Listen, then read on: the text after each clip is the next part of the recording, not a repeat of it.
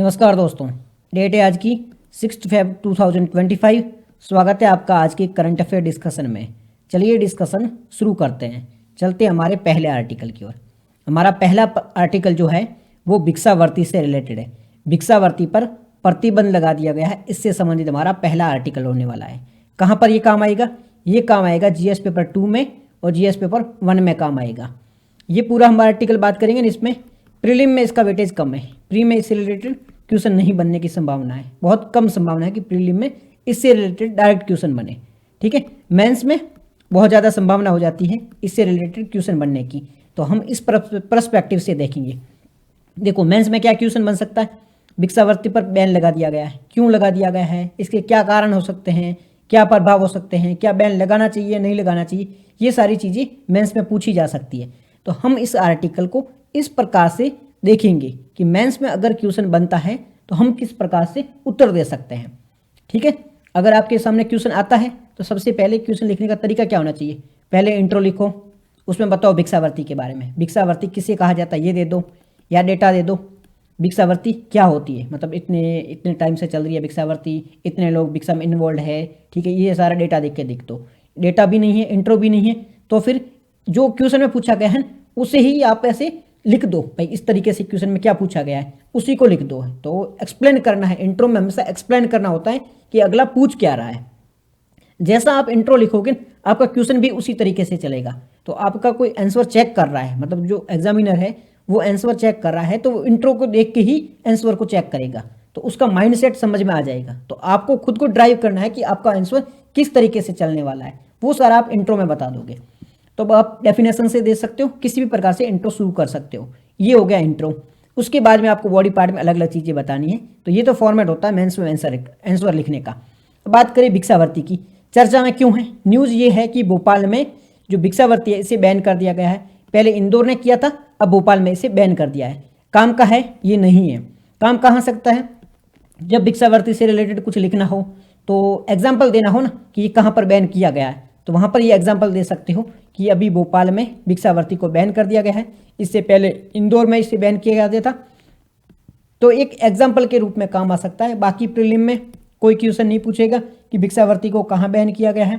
Mains में ये question कभी नहीं पूछा जाएगा कि भोपाल में भिक्षावृत्ति को क्यों बैन किया गया है, नहीं। ऐसे एग्जाम्पल के रूप में वो यूज़ कर सकता है कि हाल ही में भोपाल में भिक्षावृत्ति को बैन कर दिया गया है, तो इसके क्या कारण हो सकते हैं, क्या परिणाम हो सकते हैं, किया जाना नहीं किया जाना, वो सारी चीज़ें पूछी जा सकती है। बट ऐसे डायरेक्ट भोपाल पर कोई क्वेश्चन पूछे ये संभावना कम है। क्यों किया इन्होंने कहा है कि जो यातायात है, सार्वजनिक सुरक्षा है, वो प्रभावित हो रही थी, इस चक्कर में भिक्षावृत्ति को बैन करना पड़ा है।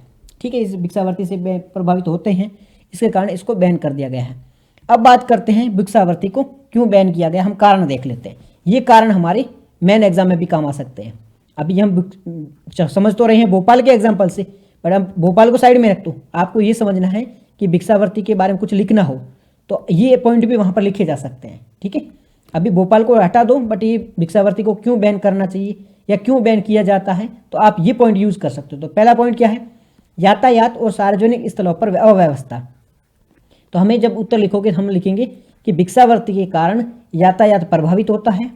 ठीक है, यातायात प्रभावित होता है, साथ ही साथ में सार्वजनिक स्थल होते हैं वहाँ पर अव्यवस्था फैलती है, इस कारण से भिक्षावृत्ति को बैन किया जाएगा। तो हम लिखेंगे ना भिक्षावृत्ति को बैन करने के कारण। कारण में पहला हम कारण क्या लिखेंगे?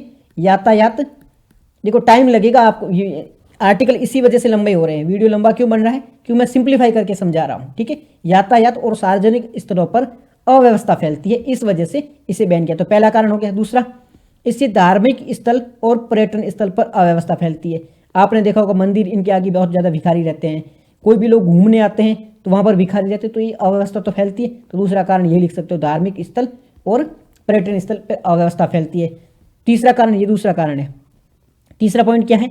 इससे अपराध और सार्वजनिक सुरक्षा का भी मुद्दा आता है। अपराध कैसे?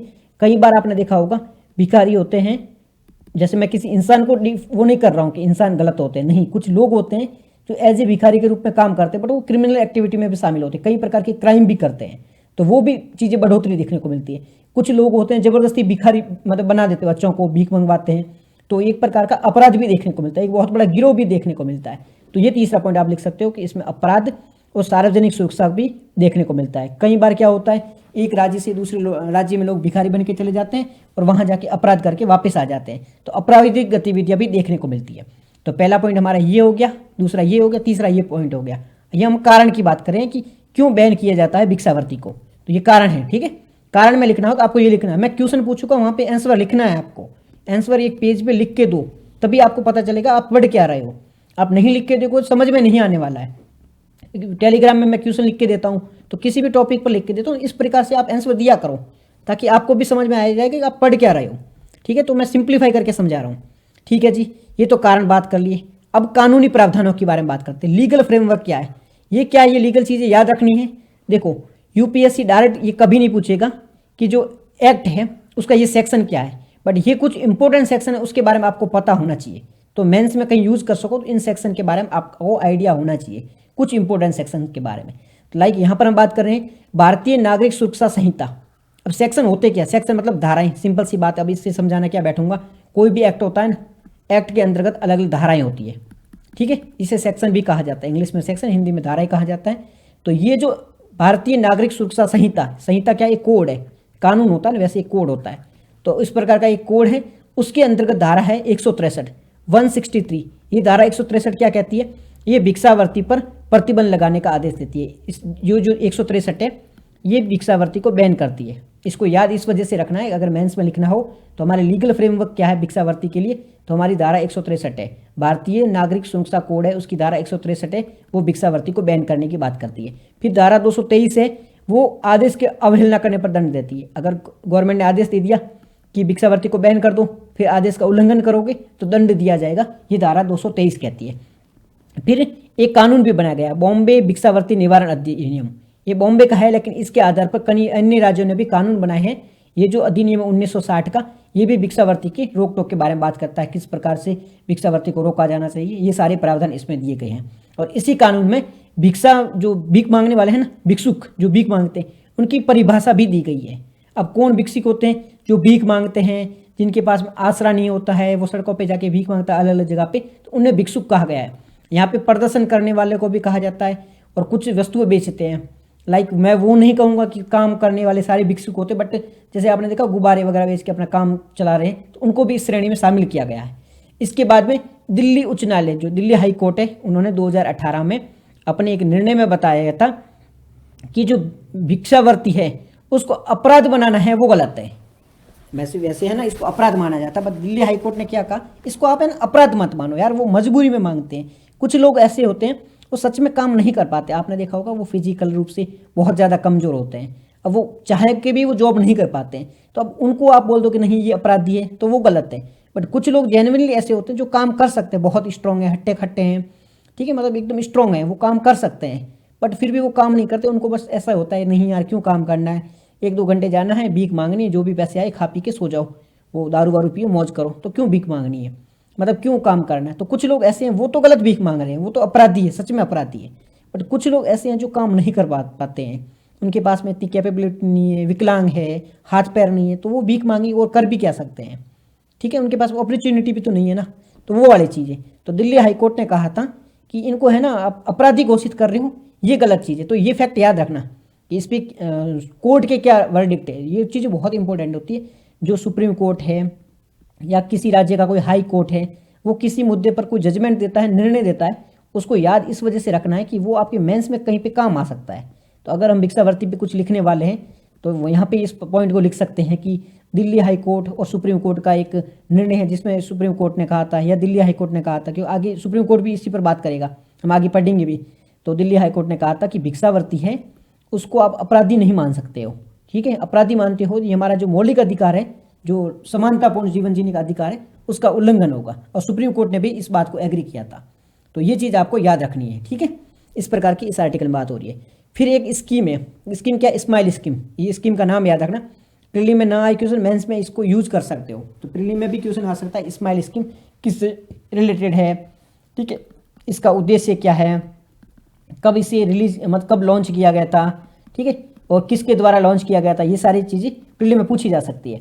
तो इसे लॉन्च किया गया था सामाजिक न्याय और अधिकारिता मंत्रालय, ये मोस्ट इंपॉर्टेंट पॉइंट है। अगर इससे रिलेटेड स्कीम में अगर प्रीलिम में क्वेश्चन बनता है तो ये संभावना हो सकती है, ये क्वेश्चन पूछा जा सकता है कि जो स्माइल स्कीम है, हालांकि 2022 की है और आप अगर एग्जाम 25 में दे रहे हो तो कम ही संभावना है कि इस पे क्वेश्चन पूछे, पर फिर भी थोड़ा बहुत याद रख ही लेना ना, आप पढ़ रहे हो तो मेंस में ही लिख सकते हो, काम तो आएगी ना। तो इस स्कीम को लॉन्च किया गया था सामाजिक न्याय और अधिकारिता मंत्रालय के द्वारा 2022 में इसे शुरू किया गया था। उद्देश्य क्या है, किसी भी स्कीम का उद्देश्य याद रखना जरूरी है, यूपीएससी उद्देश्य पूछती है, स्कीम का उद्देश्य क्या है वो यूपीएससी जरूर पूछती है। तो इसका उद्देश्य है भिक्षावृत्ति को, है ना, उसको मुक्त बनाना है, भारत में से भिक्षावृत्ति है उसको खत्म करना है 2026 तक। तो ये इंपॉर्टेंट इसलिए भी हो जा सकती है 2026 वालों के लिए, क्योंकि 2026 में ये टारगेट पूरा होने वाला है और भिक्षावृत्ति तो खत्म हुई नहीं है, तो इसके लिए भी ये इंपॉर्टेंट हो जाती है। क्या क्या सेवाएं दी जाती है, जो भीख मांग रहे हैं उनको चिकित्सा सेवाएं दी जाती हैं, शिक्षा है, कौशल है, प्रशिक्षण है, ये सारी चीज़ें प्रोवाइड की जाती है। अब तक 2024 से अब तक की बात करें तो 900 व्यक्तियों का पुनर्वास किया गया है, मतलब जो 900 भिखारी थे उनकी हैबिटेट चेंज करवाया गया है, उनको जॉब दी गई है, उनके लिए काम किया गया है। अरे कितने भिखारी होंगे, 900 तो मैं कह रहा हूँ, मेरे किसी शहर के वो मॉल वगैरह के आगे चले जाओ, वहाँ पर आपको 900 भिखारी मिल जाएंगे। तो टारगेट है हमारा 2026 तक इसको पूरी तरह से ख़त्म करने का, और अभी तक हमने ओनली 970 लोगों को ही पुनर्वास किया गया है। तो 970, तो एक शहर के एक जगह पर 970 भिखारी एक टाइम में होंगे, तो आप किन को एलिमिनेट करोगे, छोड़ो, स्कीमें तो ऐसी ख़त्म होती रहती है, बट आप याद रखना कि स्कीम काम करती है, भिखारियों को ख़त्म करने के लिए काम कर रही है। कारण क्या है भिखारियों के, भीख क्यों मांगते हैं, आप है ना एक बार अपने माइंड से सोचो, क्यों कोई लोग भीख मांगेगा। तो पहली चीज़ है गरीबी, सिंपल पॉइंट, इसमें क्या याद रखोगे, मेरे को ये बताओ, याद क्या रखने की चीज़ें हैं। भिखारी का कारण क्या है, कोई भीख क्यों मांगेगा, गरीब है इसलिए भीख मांगेगा, अमीर है तो भीख थोड़ी मांगेगा। अमीर मांगते हैं बट वो अलग भीख मांगते हैं, जैसे कि जियो वाले हमसे रिलायंस रिचार्ज करवा के भीख मांग रहे हैं, ठीक है। तो गरीबी है इसके कारण है, बेरोजगारी, रोजगार नहीं है। कोई लोग कहते हैं भाई आप रोजगार जॉब क्यों नहीं करते, जॉब क्यों नहीं करते, करे कहाँ, जॉब भी तो कहाँ है, करोड़ों लोग बेरोजगार बैठे, तो बेरोजगारी है। आजीविका, बहुत कम पैसे मिलते हैं, अवसर नहीं मिलते हैं, तो ये कारण है। सिंपल आप माइंड लगाओगे तो आपको पता चलेगा। तो पहले आर्थिक कारण हमने देख लिए, देखो ये ऐसे इस प्रकार को आप लिखना है, मैं सिंपल बता रहा हूँ। भिक्षावृत्ति का कारण बताओ, भिक्षावृत्ति के कारण बताओ, मेंस में ऐसे लिख रहे हो तो आपको क्या बनाना है, पहले लिखना है आर्थिक कारण, ऐसे पॉइंट बना के, पहले आर्थिक कारण, इकोनॉमिक रीजन। आर्थिक कारण में क्या क्या लिखोगे, रोजगार कम है मतलब बेरोजगारी लिख दो, रोजगार कम यानी कि बेरोजगारी। फिर आय के अवसर कम है, आय के अवसर कम है, ऐसे पॉइंट बनाओ, ठीक है, ये आर्थिक कारण हो गए। फिर सामाजिक कारण, ठीक है, फिर प्रशिक्षण के कारण,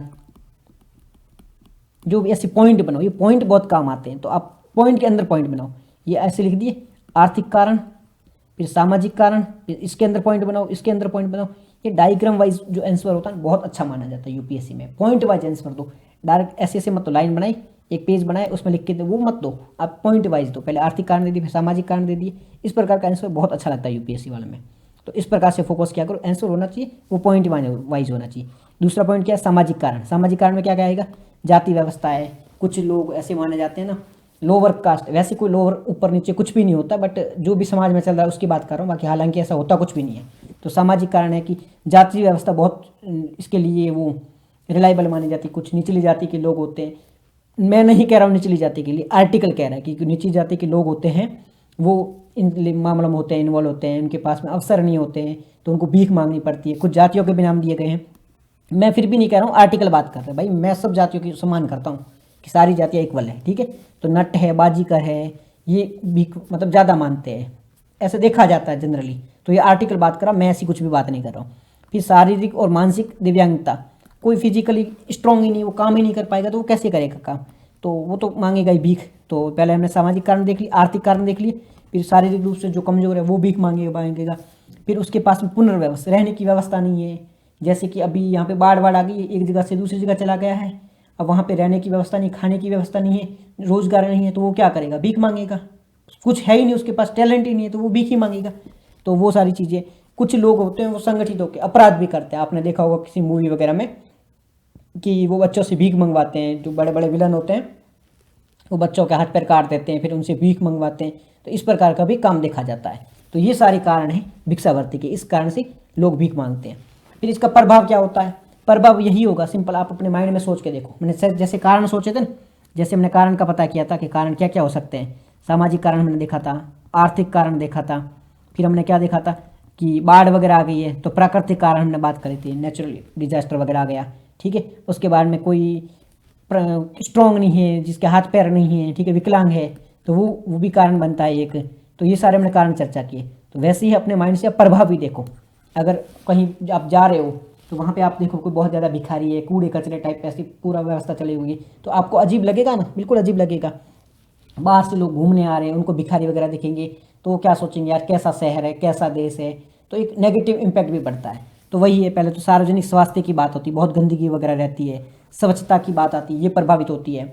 कुपोषण रहता है, जो भिखारी वगैरह रहते हैं खाते पीते नहीं हैं, बहुत ऐसे कमजोर टाइप रहते हैं, तो कुपोषण का खतरा भी रहता है, बीमारियां भी फैलती है, अपराध भी होते हैं। अपराध कैसे, कई लोग होते हैं वो, जैसे हम बात करें थे अभी, कारण है कि संगठित होकर विलन बन के बच्चों से भीख मंगवाते हैं, तो ये अपराध भी इससे बढ़ता है। बच्चों का शोषण भी होता है, बाल तस्करी भी होता है, और ये जो भिखारी होते हैं उनके थ्रू जो दवाइयाँ वगैरह होती है, ड्रग्स वगैरह होते हैं, वो तस्करी भी की जाती है उनकी, ताकि इनको पुलिस वगैरह चेक भी नहीं करते, तो तस्करी वगैरह भी देखने को मिलते हैं। इससे टूरिज्म भी प्रभावित होता है, पर्यटन होता है वो भी प्रभावित होता है, मानवाधिकारों का उल्लंघन होता है।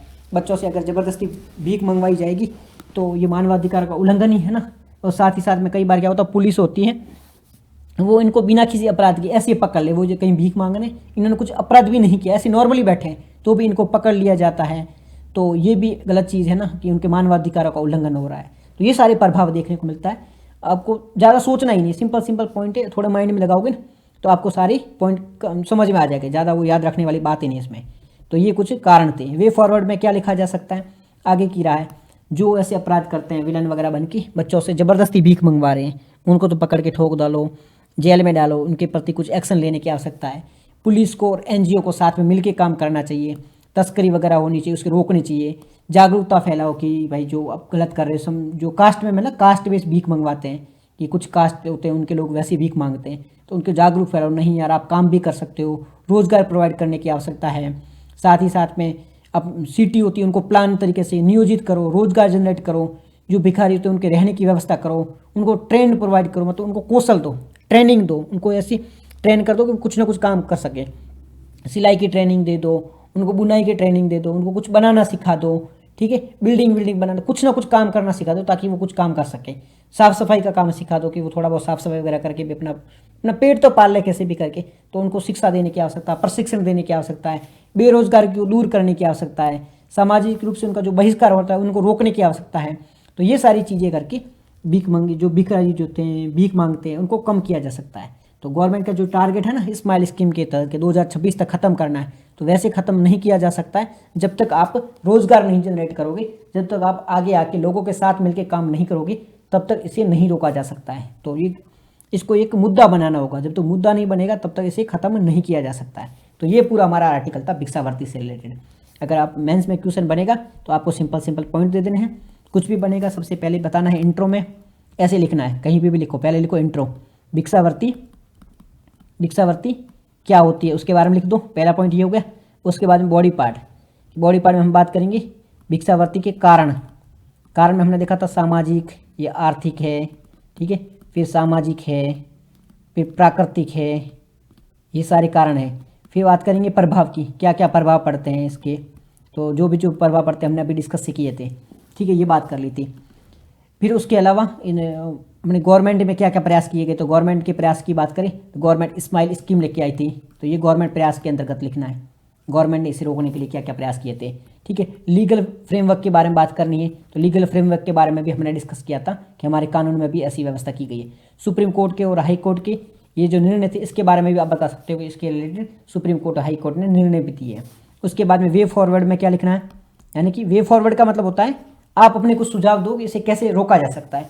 तो वही हमने देखा था कि रोजगार दो इनको, ठीक है, रोजगार देने की आवश्यकता है, जागरूकता फैलाने की आवश्यकता है, इनको प्रशिक्षण देने की आवश्यकता है, अगर कोई अपराध कर रहा है, ठीक है, जबरदस्ती भीख मंगवा रहा है उसे रोकने की आवश्यकता है, तस्करी रोकने की आवश्यकता है, और बाद में कंक्लूजन मतलब निष्कर्ष में लिख दो कि भाई भिक्षावृत्ति वगैरह गलत है, ठीक है, ये जो लोग हैं वो उनकी ह्यूमन राइट मानवाधिकार का उल्लंघन हो रहा है, तो इसे रोका जाना चाहिए, और गवर्नमेंट इनको अपराधी न समझे, इनको एक सामाजिक रूप से प्रताड़ित समझे कि भाई हाँ इनको अपना अधिकार नहीं मिल पा रहा है, इनके पास में वो प्रशिक्षण नहीं है ताकि वो काम कर सके। तो इस सबको जो जो समस्या है, जो जो चुनौतियाँ उनको दूर करना है और गवर्नमेंट को, समाज को आगे आके काम करना है। इस प्रकार का आप एक निष्कर्ष देके इस आंसर को दे सकते हो। तो सारे एंगल है अलग अलग, जिस प्रकार से क्वेश्चन पूछे उस डायरेक्शन में ले जा सकते हो आप, जो भी डायरेक्शन आपको पूछे उस तरीके से घुमा सकते हो। ठीक है, तो ये इस प्रकार से आप आंसर लिख सकते हो। नेक्स्ट आर्टिकल हमारा बाघों की जनसंख्या के बारे में। अभी बाघों की जनसंख्या, उसकी गणना हुई है, इससे रिलेटेड हमारा आर्टिकल है। तो क्यों चर्चा में इस वजह से है कि बात करेगी कि बाघों की जो जनसंख्या है उसमें 30% बढ़ोतरी देखने को मिली है। क्या ये फैक्ट याद रखना है? देखो, प्रीलिम में पूछे नहीं गा, कहीं पूछने की संभावना नहीं है कि पिछले 2 दशकों में बाघों की जनसंख्या में कितनी वृद्धि हुई है, नहीं क्वेश्चन पूछा जाएगा। मेंस में कहीं लिखना होगा ना कि एनवायरनमेंट वगैरह का टॉपिक है, तो क्या गवर्नमेंट है वो एनवायरनमेंट प्रोटेक्शन के लिए, या जो प्रजातियाँ होती है जो बहुत ज़्यादा पिछड़ी हुई है, ख़त्म होने के कगार पर है, गवर्नमेंट उनके लिए प्रयास कर रही है कि नहीं कर रही है, वहाँ एग्जाम्पल देना हो तब लिख सकते हो। या बाघ से रिलेटेड कोई क्वेश्चन आ जाए तो वहाँ पे लिखना हो, तो हाँ गवर्नमेंट ने कोशिश की जिसकी वजह से बाघों की जनसंख्या में 30% बढ़ोतरी देखने को मिली है। तो इस प्रकार का आंसर लिख सकते हो। आंसर में एक एग्जाम्पल के रूप में इसे यूज कर सकते हो। 30% न रहे तो गवर्नमेंट बढ़ोतरी की है, बस थोड़ा बहुत पॉइंट आप याद रख लेना, बाकी ज़्यादा माइंड में रखने की आवश्यकता इसे है नहीं। बाघ के बारे में बात करते हैं। ठीक है, तो बाघ है ना, हर एक जो भी जैसे कि इंसान होते हैं, ठीक है, ये एक स्पीसीज यानी प्रजाति है।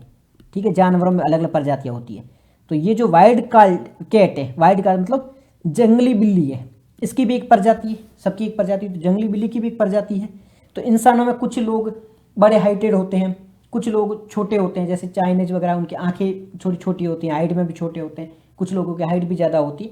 तो ये अलग अलग सब जगह चलता है। तो ये जंगली बिल्ली होती है ना, उनमें सबसे बड़ी जो जंगली बिल्ली में भी जो सबसे बड़ा स्पीसीज है वो कौन सी? बाघ है। तो बाघ है वो विश्व की सबसे बड़ी जंगली बिल्ली प्रजाति का है।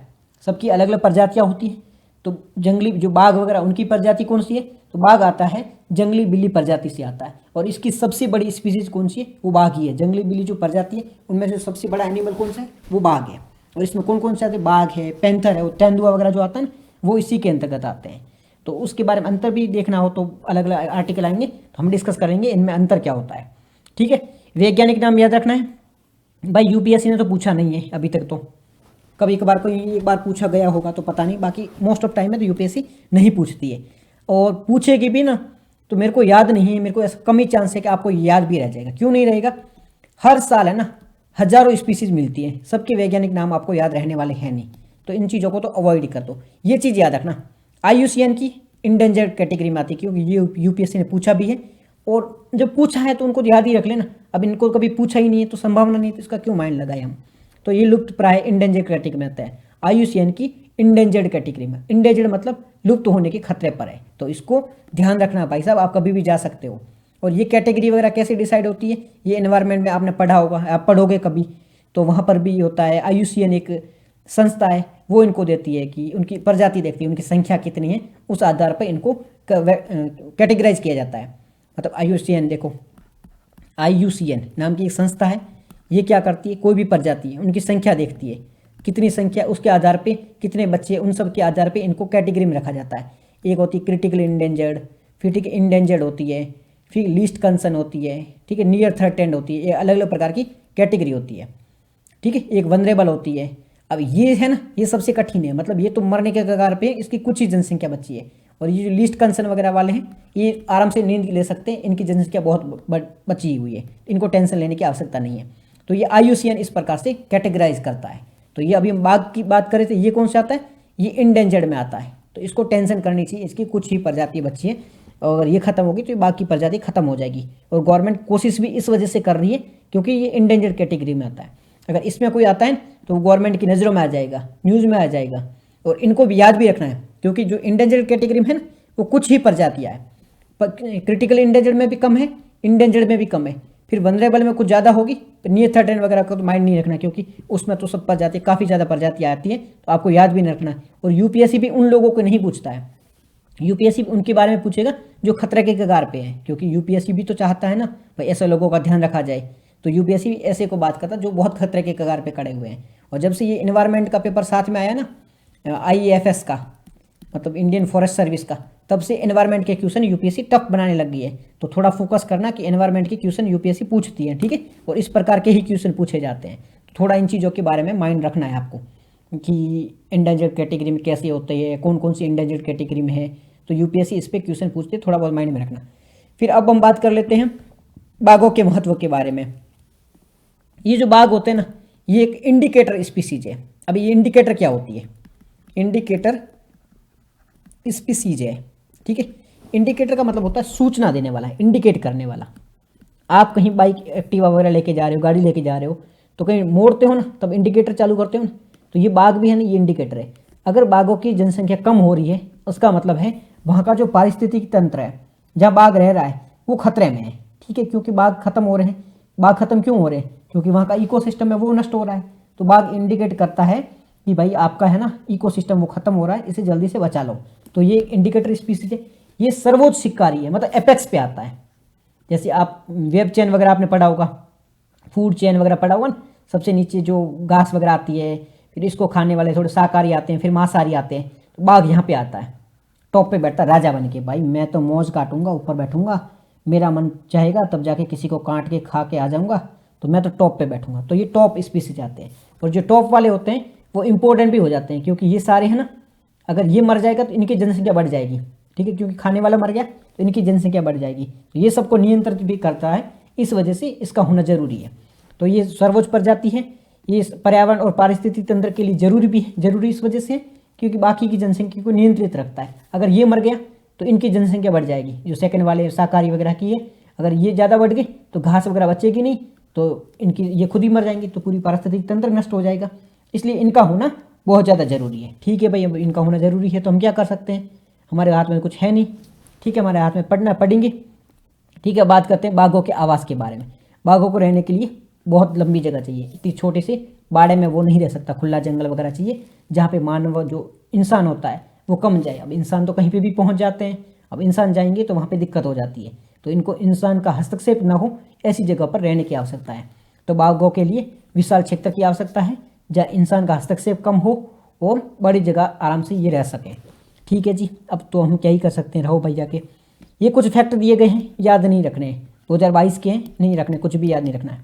चलो आगे नहीं रखने तो आगे बढ़ते हैं। क्यों याद नहीं रखने भाई? एक तो इतने याद नहीं रहेगी, कितने परसेंटेज बढ़े हैं, कितने नहीं बढ़े हैं, और ये 2022 के हैं। आप एग्जाम 25-26 में देने वाले तो क्या फ़र्क पड़ता है? मेंस में भी इतने फैक्ट याद ही नहीं रखेंगे, तो छोड़ो, ठीक है। अब बाघों की वर्दी हो गई है, इसके पीछे कारण क्या है, ये पॉइंट काम का है। क्या कारण, क्यों बढ़े? तो इन कारण को कहाँ का यूज कर सकते हो? अगर एनवायरनमेंट में इसका तो आए तो वो लिख ही सकते हो। भारत में जंगल बढ़ गए हैं, ठीक है, इनसे रिलेटेड आए, या फिर गवर्नमेंट और भी एनवायरनमेंट से रिलेटेड कुछ भी क्वेश्चन आए जिसमें बात करी हो गई, पॉजिटिव सेंस में बात करी कि इनकी वृद्धि हो गई है, कि फॉरेस्ट बढ़ गया है, या कोई एलिफेंट की जनसंख्या बढ़ गई है, या कोई और इंडेंजर्ड स्पीसी उनकी जनसंख्या बढ़ गई है, तो वो ये वाले पॉइंट वहाँ पे भी तो लिख सकते हो ना। तो क्या लिख सकते हो? पहले संतुलित और संरक्षण की रणनीति। अब जरूरी थोड़ा ही है कि यहीं पे लिख सकते हो बाघों की रणनीति बढ़े। हमें बोल दिया कि जंगल बढ़ गए भारत में, लास्ट कुछ टाइम में भारत में जंगलों की वो संख्या बढ़ गई, इससे कोई मेंस में क्वेश्चन पूछ के, तो हाँ, संतुलित और संरक्षण की रणनीति बनाई गवर्नमेंट ने, अच्छी तरह से उन्हें मैनेज किया, उस कारण बढ़ गई थी, पहला कारण हो गया। तो ये कहीं पे भी यूज़ कर सकते हो, ऐसा नहीं कि यहीं। तो इस प्रकार से कनेक्ट करो कि ये हम कहाँ कहाँ यूज़ कर सकते हो, वहाँ यूज़ कर लिया।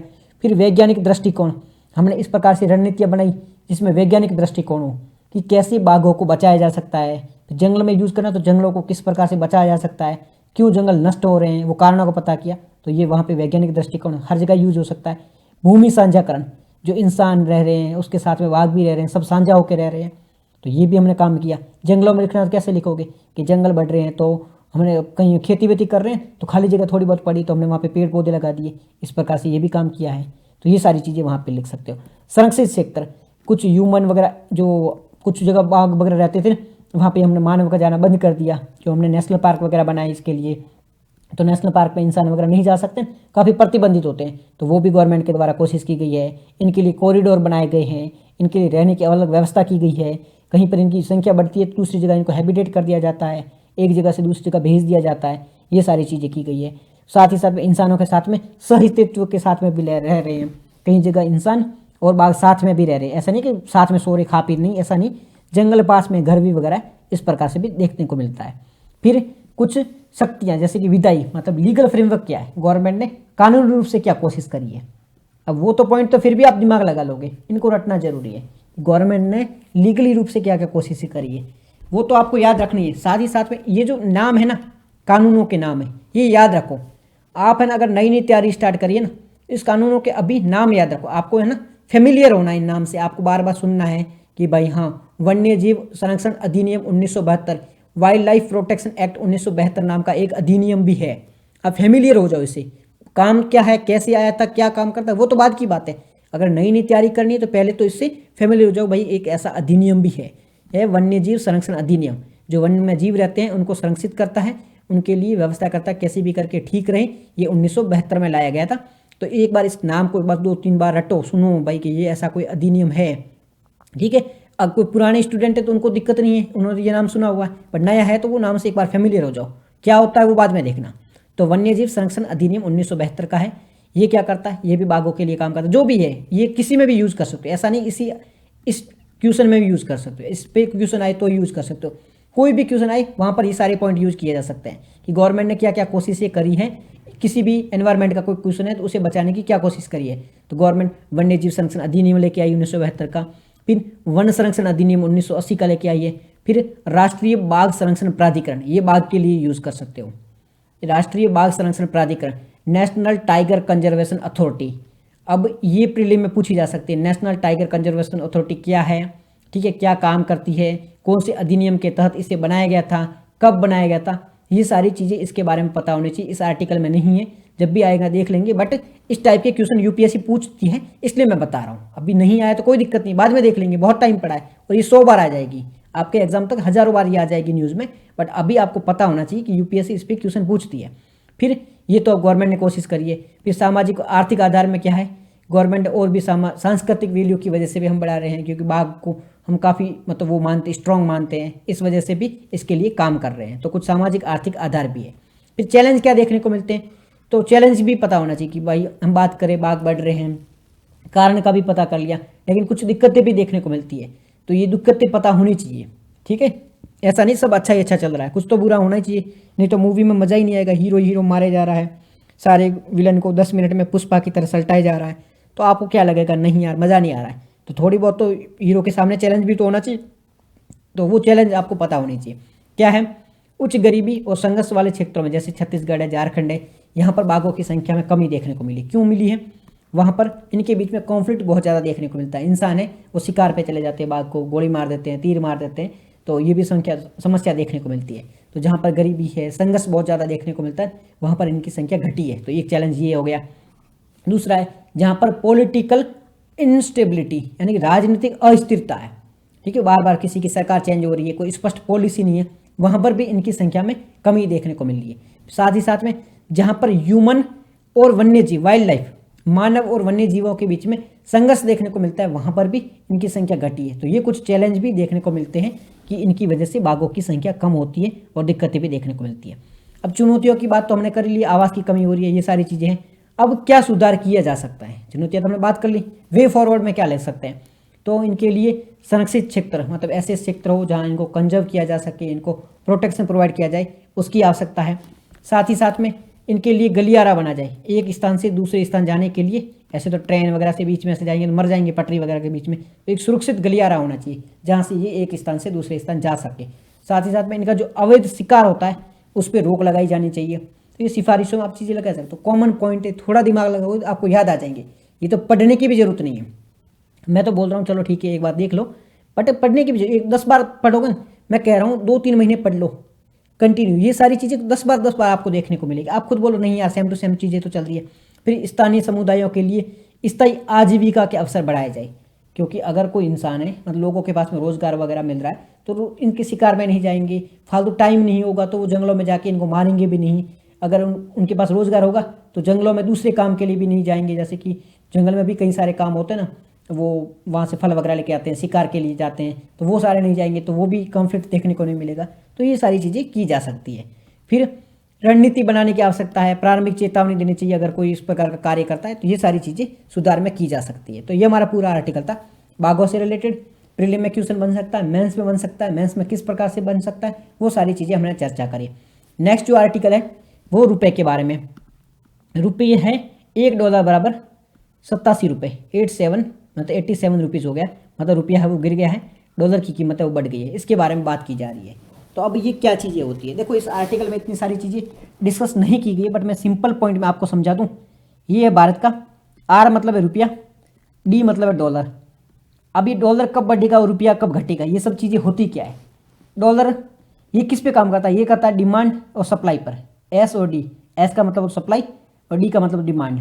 सप्लाई मतलब आपूर्ति, डिमांड मतलब मांग। अब ये कैसे काम करती है, कोई भी चीज़ जैसे कि आप है ना मोबाइल की डिमांड करो, मोबाइल या किसी भी चीज़ की, आप गहनों की डिमांड कर दो, सोने की डिमांड कर दो, जिसकी डिमांड ज़्यादा होगी ना उसकी प्राइस बढ़ जाएगी, क्योंकि चीज़ कम है। जैसे कि एग्जांपल के लिए आप एक किलो आलू खरीदने के लिए मार्केट में जाते हो, खरीदने वाले कितने हैं, 10 जने हैं, और 1 किलो ही बचे मार्केट में। आप कहो मेरे को दो, वो कहेगा मेरे को दो, डिमांड ज़्यादा है, बेचने वाला एक जना है, वो प्राइस बढ़ा देगा, जो ज़्यादा देगा उसको ही मैं आलू दे दूंगा। चीज़ समझ में आ गई। सेम चलता है डिमांड इसमें भी, रुपये और डॉलर में भी। अब रुपये डॉलर में होता है क्या है, रुपये डॉलर, डिमांड जिसकी ज़्यादा होगी, रुपये की डिमांड ज़्यादा होगी तो रुपये की कीमत बढ़ेगी, डॉलर की ज़्यादा होगी तो डॉलर की बढ़ेगी। तो रुपये की डिमांड तो वैसे कोई करता नहीं है भाई, कोई कहाँ जरूरत पड़ रही है, इंटरनेशनल ट्रेड वगैरह डॉलर में होता है, तो डॉलर की कीमत बढ़ जाती है। अब कारण क्या क्या कारण हैं जिनके कारण डॉलर की कीमत बढ़ती है, ठीक है, फिर हम प्रभाव की बात करेंगे। तो क्या क्या कारण हो सकते हैं। सबसे पहले भारत में कुछ लोग हैं वो उन्होंने इन्वेस्टमेंट कर लिया, कुछ बाहरी लोग हैं। अब इन्वेस्टमेंट अलग अलग प्रकार की, एक FDI होती है, फॉरेन डायरेक्ट इन्वेस्टमेंट होती है, एक होती है FPI, फॉरेन पोर्टफोलियो इन्वेस्टमेंट। ये बाद में आप एडवांस लेवल पे पढ़ोगे तब आपको समझ में आएगा। अभी ये समझ लो कि FDI का मतलब होता है बाहर से, जैसे कि अमेरिका से ट्रंप आया, ट्रंप ने भारत में इन्वेस्ट कर लिया है, और इन्होंने इन्वेस्ट किया है 10 साल के लिए, 20 साल के लिए, और ये लंबे समय के लिए इन्वेस्ट किया है, तो वो क्या होगी, FDI होगी। तो FDI होगी, लंबे समय के लिए होगी। और FPI होता है, तो ये टॉम क्रूज है, टॉम क्रूज बाहर से आया, भारत में इन्हें इन्वेस्ट किया, लेकिन ये इन्वेस्ट कितने किए, 10 दिन के लिए भी कर सकता है, 90 दिन के लिए भी कर, वो एग्जाम्पल दे रहा हूँ, कोई टाइम फ्रेम नहीं है, कितने दिन के लिए भी ये कर सकता है। तो इसे कहा जाएगा FPI। इन्वेस्ट मतलब निवेश, किस में निवेश करेगा, किसी भी चीज़ में कर सकता है, शेयर मार्केट में कर दिया या किसी और चीज़ में इसने इन्वेस्ट कर दिया, निवेश कर दिया। अब इसको लगता है यार भारत में मैंने निवेश किया ना, मेरे को मज़ा नहीं आ रहा है, मैं मेरे पैसे लेके कहाँ चला जाता हूँ, मैं चला जाता हूँ वापस US चला जाता हूँ। अब ये जैसे इसने मांग करी तो इसको रुपये तो चाहिए नहीं, इसको तो चाहिए डॉलर, क्योंकि ये डॉलर लेके आया था तो वापस चाहिए डॉलर, अमेरिका जाना है, ये डॉलर मांगेगा वापस, भारतीयों को बोलेगा कि हमें डॉलर दो, तो डॉलर की डिमांड बढ़ी, जैसे डॉलर की डिमांड बढ़ी तो डॉलर की भाव है वो बढ़ जाएगा। तो पहला कारण है, जब इन्वेस्टर अपने रुपये लेके भाग जाता है तो डॉलर की डिमांड बढ़ेगी, डिमांड बढ़ेगी तो डॉलर की प्राइस बढ़ जाएगी। तो पहला है इन्वेस्टर अपने पैसे लेके भागेगा। दूसरा कारण क्या है, दूसरा हमारा इंपोर्ट बढ़ेगा। इंपोर्ट मतलब हम दूसरे देश से कोई चीज़ खरीदेंगे, आयात खरीदेंगे। जैसे हम अभी है ना तेल है, जो कच्चा तेल है, ऑयल वगैरह जो गाड़ियों में यूज़ करते हैं, ये हम कहाँ से लाते हैं, बाहर से लाते हैं। जब हम ये ज़्यादा मात्रा में खरीदेंगे तो हम बदले में क्या देते हैं, रुपया तो हमारा लेते नहीं वो लोग देते थे डॉलर लेते हैं, तो हम उनको डॉलर देंगे, तो यहाँ मतलब हमारे डॉलर बाहर चले जाएंगे, इसका मतलब है डॉलर की डिमांड बढ़ गई तो डॉलर है वो बढ़ जाएगी। तो अगर हमारा इंपोर्ट बढ़ा इसका मतलब है डॉलर की कीमत बढ़ेगी। इन्वेस्टर बाहर जा रहे हैं, डॉलर की कीमत बढ़ रही है, इंपोर्ट बढ़ रहा है, डॉलर की कीमत बढ़ रही है। एक्सपोर्ट कम हो रहा है, एक्सपोर्ट हमारा कम होगा, एक्सपोर्ट मतलब हम बाहर कोई चीज़ भेजेंगे हमारे पास डॉलर आएगी, लेकिन हमारा एक्सपोर्ट कम हो रहा है तो डॉलर की कीमत बढ़ेगी, ठीक है। इस प्रकार से कुछ कारण है जिनकी वजह से डॉलर की कीमतें हैं वो बढ़ती रहती है, ठीक है। रुपये की कीमत कैसे बढ़ेगी, सेम चीज़, इसका उल्टा मान लो, इन्वेस्टर अभी यहाँ से भाग रहे थे अब वापस आ रहे हैं, तो रुपये की कीमत अगर वापस आ रही है इसका मतलब वो डॉलर लेके आएंगे, डॉलर लेके आएंगे मतलब उनको रुपया चाहिए तो रुपये की डिमांड बढ़ गई तो रुपये की कीमत बढ़ गई। फिर इंपोर्ट, पहले हमने कहा था इंपोर्ट बढ़ रहा था बड़े, अगर इंपोर्ट कम हो गया, हम बाहर से चीज़ें कम मंगा रही तो हमारा डॉलर यहीं पे रह गया तो भी कीमतें मतलब रुपये की कीमत बढ़ जाएगी। फिर एक्सपोर्ट हमारा बढ़ गया, एक्सपोर्ट ज़्यादा हो गया, इसका मतलब है हमारे पास में डॉलर ज़्यादा आ रहे हैं, डॉलर ज़्यादा आ रहा है तो रुपया बढ़ गया। तो इनका उल्टा कर लो, पहले जो उल्टा हो रहा था ना उसका उल्टा कर दो, इंपोर्ट बढ़ रहा था तो इंपोर्ट को कम कर दो, एक्सपोर्ट कम हो रहा था एक्सपोर्ट को बढ़ा दो, तो जैसे हो रहा था उसका उल्टा कर दो तो आपको पता चल जाएगा कि रुपये की कीमत कब बढ़ेगी और डॉलर की कीमत कब बढ़ेगी। अब इसका फ़र्क क्या पड़ता है, ये तो हमने देख लिया भाई कि रुपये की कीमत बढ़ती है, डॉलर की कीमत बढ़ती है, इसका फ़र्क क्या पड़ता है। अगर रुपया मजबूत होता है, मजबूत मतलब रुपये की कीमत बढ़ती है, तो इसका क्या फ़र्क पड़ता है। माना कि ये मान लो कोई एग्जाम्पल के लिए क्या माने, एग्जाम्पल के लिए एक पेन मान लो, ये पेन है, ये कितनी है, ये 100 रुपये की मिल रही है भारत में। एक पेन है जो 100 रुपये की मिल रही है भारत में। अब कोई अमेरिका बैठा है व्यक्ति, उसको ये पेन खरीदनी है भारत से, ठीक है ना, 1 रुपये की मिल रही पेन है, 1 रुपये की मिल रही है भारत से। अब इसको, ये अमेरिका बैठा है ये व्यक्ति, इसको भारत से ये पेन खरीदनी है। रुपये की कीमत क्या है, रुपये की कीमत मान लो $1 बराबर 88 रुपया है, मतलब $1 लेके आएगा ना, तो भारत से कितनी पेन खरीद सकता है, वो 88 पेन खरीद सकता है। अब अमेरिका क्या सोचेगा, यार ये तो मज़े है मेरी, मैं भारत जाता हूँ पेन खरीदता हूँ, क्योंकि मेरे को $1 में, इसको तो ₹1 ही देना, मतलब $1 ही देना है, लेकिन पेन कितनी मिल रही है, 88 पेनें मिल रही है। तो ये आएगा कि हाँ यार भारत से व्यापार करो, क्योंकि हम ज़्यादा व्यापार करेंगे तो हमें ज़्यादा पेन आएगी। तो अगर रुपये की कीमत कमज़ोर होगी तो हमारा एक्सपोर्ट बढ़ने की संभावना ज़्यादा होगी, क्योंकि दूसरे देश के लोग हैं उनको लगेगा कि भारत में चीज़ें सस्ती हैं। चीज़ें सस्ती नहीं है, बट उनका जो डॉलर है, उनका जो पाउंड है वो मजबूत है, तो उनको लगता है कि उनकी करेंसी मजबूत होने से उनको लगता है कि भारत में चीज़ें सस्ती है, जबकि चीज़ें तो वही रेट है, बट उनको सस्ती लग रही है। तो जब जब रुपया कमज़ोर होगा, यहाँ पे रुपया कमज़ोर होगा, इसका मतलब है हमारा एक्सपोर्ट बढ़ेगा। अब हकीकत अलग चीज़ें चलती है, बट मैं सिंपल समझा रहा हूँ, रुपया कमज़ोर मतलब एक्सपोर्ट बढ़ेगा। तो कुछ हद तक, ऐसा नहीं कि भाई 200 रुपया हो गया, नहीं, कुछ हद तक रुपया कमज़ोर होना सही चीज़ है। अगर रुपया 70 है, 80 तक है, तो वहाँ तक तो ठीक है, बेटर ही माना जाता है हमारे लिए। चाइना है ना, जानबूझकर अपने रुपये को कमज़ोर करता है, तो वो तो हित में माना जाएगा। अब अगर रुपया मजबूत हो जाता है, अब कमज़ोर के नुकसान देख लो, ये तो फ़ायदा देख लिया। नुकसान ये होगा कि हम तेल है, वो क्रूड ऑयल वगैरह है, वो बाहर से लाते हैं। तो अगर हमारा रुपया है $1 बराबर 88 रुपये है, हमें कितने देने पड़ जाएंगे, तो हमें है ना यहाँ पे हमारा नुकसान हो जाएगा। मतलब अगर रुपया कमज़ोर है तो हमारा एक्सपोर्ट तो बढ़ेगा, ये तो चीज़ हमने देख ली, पर कई बार हमें नुकसान भी कर जाता है, क्योंकि हमें बाहर से चीज़ें खरीदनी पड़ती है, तो हमारे डॉलर ज़्यादा वेस्ट हो जाते हैं। तो ये भी चीज़ें हमें देखने को मिलती है। अगर रुपया मजबूत होगा तो क्या होगा, मजबूत होगा, इसका मतलब ये है कि रुपया अगर मजबूत है तो हमारी चीज़ें एक्सपोर्ट कम होगी, तो हमारे एक्सपोर्टर के लिए वो नुकसानदायक है। साथ ही साथ में इम्पोर्टर है जो बाहर से चीज़ें मंगवा रहा है, उसके लिए तो फ़ायदे हैं। तो प्रीलिम में क्वेश्चन पूछे जाते हैं ना इससे रिलेटेड, तो वो ऐसे ही पूछे जाते हैं कि अगर रुपया मजबूत होगा तो एक्सपोर्टर खुश होगा या इंपोर्टर खुश होगा। तो रुपया मजबूत होगा तो इंपोर्टर खुश होगा, एक्सपोर्टर दुखी होगा। और रुपया कमज़ोर हुआ तो कौन खुश होगा, तो वो इंपोर्टर है वो दुखी होगा, एक्सपोर्टर है वो खुशी होगा। तो यूपीएससी इस प्रकार से प्रीलिम में क्वेश्चन पूछती है कि रुपये के डिमांड से क्या फ़र्क पड़ेगा, डॉलर से क्या फ़र्क पड़ेगा। तो वो सारी चीज़ें प्रीलिम में पूछी जाती है। इस आर्टिकल में नहीं था, पर थोड़ा हमने बता दिया कि क्या चीज़ें होती है। आसान टॉपिक है, थोड़ा बहुत है, थोड़ा बहुत बेसिक लेवल पे आगे आगे पढ़ोगे तो आपको समझ में आ जाएगा। अगर स्टार्ट किया है तो थोड़ा बहुत टफ लग सकता है, ठीक है। अब चलते हैं अगले आर्टिकल की ओर। अगला जो आर्टिकल है, ये कौन है, पगला अंकल, इसे बोलते हैं पगला अंकल। थोड़ा सा पागल सा आदमी, सनकी सा आदमी, कभी भी कुछ भी कर जाता है। तो इसने अभी क्या कहा है, कल परसों हमने देखा था, कल ही देखा था कि इसने मैक्सिको पर टैरिफ लगा दिया है। तो आज ये क्या बोला पगला अंकल कि हम मैक्सिको को माफ़ कर देते हैं, हम है ना कनाडा और चाइना पे टैरिफ लगाएंगे, मैक्सिको को माफ़ कर देते हैं। मैक्सिको वाला जो राष्ट्रपति वगैरह है वो इसके पास गया कि भाई यार हम पे मत लगाओ, हम तुम्हारा थोड़ा बहुत काम कर देंगे, तुम हमारा काम कर दो, हम तुम्हारा काम कर देंगे। ऐसी बातें करी तो ट्रम्प बेचारा बहक गया, बड़ा सा है। तो उसने बोला ठीक है चलो माफ़ कर देते हैं, आप पे टैरिफ नहीं लगा देंगे, उन दोनों पे लगाएंगे। उन दोनों ने हमें रियायत नहीं दी, हमारे साथ में काम नहीं करा, हम उन पे टैरिफ लगाएंगे, आप पे नहीं लगाएंगे। चलो ठीक है। अब ये हमारे काम की चीज़ें है नहीं कि इसने क्या किया था, क्यों बातें करी थी, लिखी हुई तो है, अगर आप पढ़ना चाहो तो पढ़ लो, बट काम की है नहीं, क्योंकि भाई ये इनका पर्सनल मैटर है, ये कुछ भी डिसीजन ले सकते हैं। तो यहाँ पर ये देख लो, ये सारी चीज़ें हमारे लिए मैप इंपॉर्टेंट है। मैक्सिको यूपीएससी का फेवरेट टॉपिक मैप। ये रही इसकी मैक्सिको सिटी, इसकी कैपिटल है। कौन कौन से देश आ गए, ऊपर यूएस आ गया है, नीचे ये ग्वाटेमाला आ गया है, ठीक है।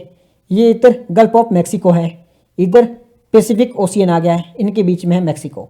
तो लोकेशन काम की चीज़ है, लोकेशन को याद रखो, बाकी झंझटमारियों में पढ़ो मत, बाकी आपकी चीज़ काम की है नहीं, ठीक है। पर क्या चीज़ है, नहीं मत पढ़ो मत पढ़ो मत पढ़ो, कुछ नहीं पढ़ने लायक है, मैंने पढ़ा हुआ है, होता काम का तो मैं बता देता, नहीं है काम का तो अभी छोड़ रहा हूँ। राजस्थान वालों, जो राजस्थान से जिसका अगर मेंस लिखना अभी प्रीलिम में हो गया है और मेंस लिखना है तो ये टॉपिक पढ़ लो, आपके लिए क्या है, एंटी कंजर्वेशन, जो कंजर्वेशन जो एक धर्म से दूसरे धर्म में परिवर्तन करवा देता है, तो एंटी कन्वर्सेशन बिल आया है, राजस्थान सरकार लेके आ रही है, उसके बारे में ये आर्टिकल है। तो जिसका मेंस है वो टॉपिक पढ़ लो, ये वहाँ पे पूछा जा सकता है। यूपीएससी वाले लोड मत लो, आपको ये नहीं पूछा जाएगा। ये क्वेश्चन आ सकता है, एक जो धर्मांतरण है इसके लिए अलग अलग सरकार बिल लेके आ रही है, तो वहाँ पे क्या एक्शन लिया जा सकता है, क्या नहीं लिया जा सकता। पर राजस्थान का एग्जाम्पल लेके आ जाए वो कम संभावना है, और इस आर्टिकल में कुछ था भी नहीं तो हम पढ़ेंगे भी नहीं, बट यूपीएससी पूछ सकती है, वो बड़े लेवल पे पूछेगी, यूपीएससी ऐसे नहीं पूछेगी राजस्थान में क्या हो रहा है, नहीं। ठीक है जी। नेक्स्ट जो आर्टिकल है कल भी हमने देखा था, 4 नहीं आर्द्र भूमि जो वेटलैंड है उसे रामसर के रूप में सम्मिलित किया गया है, लेकिन कल इतना डिटेल में नहीं था, आज डिटेल में आया है तो इसके बारे में बात कर लेंगे। तो न्यूज़ में क्यों है 2 फरवरी को, कल हमने बात करी थी कि वेटलैंड डे है, जो आर्द्र भूमि दिवस है वो कब सेलिब्रेट किया जाता है, वो 2 फरवरी को सेलिब्रेट किया जाता है, क्योंकि 2 फरवरी 1971 को रामसर साइट, ईरान की रामसर शहर है, वहां पर सब लोग मिले थे, सारे देश मिले थे, तब से इसे मनाया जाता है आर्द्र भूमि दिवस के रूप में। तो 2 फरवरी को मनाया जाता है। इस दौरान भारत के जो 4 आर्द्र भूमि है उनको रामसर साइट के रूप में मान्यता दी गई है, इस वजह से चर्चा में है। ये बात हमने कल भी करी थी। तो कौन कौन सी है, अभी ये सारे पॉइंट काम के हैं, इनको रट लो। अब भारत में कितनी हो गई, अब भारत में 89, भारत में रामसर स्थल कितने हो गए हैं, भारत में रामसर साइट अब हो गई है 89 हो गई है। पहले कितनी थी, पहले 4 घटा दो 85 थी, अब बढ़कर कितनी हो गई है 89 हो गई है। ठीक है जी। इसके साथ भारत है वो कितने नंबर पे आ गया है, तीसरे नंबर पे आ गया है। पहले पे कौन सा है, यूके। ठीक है, पहले नंबर पे यूके है और तीसरे नंबर पे भारत आ गया है।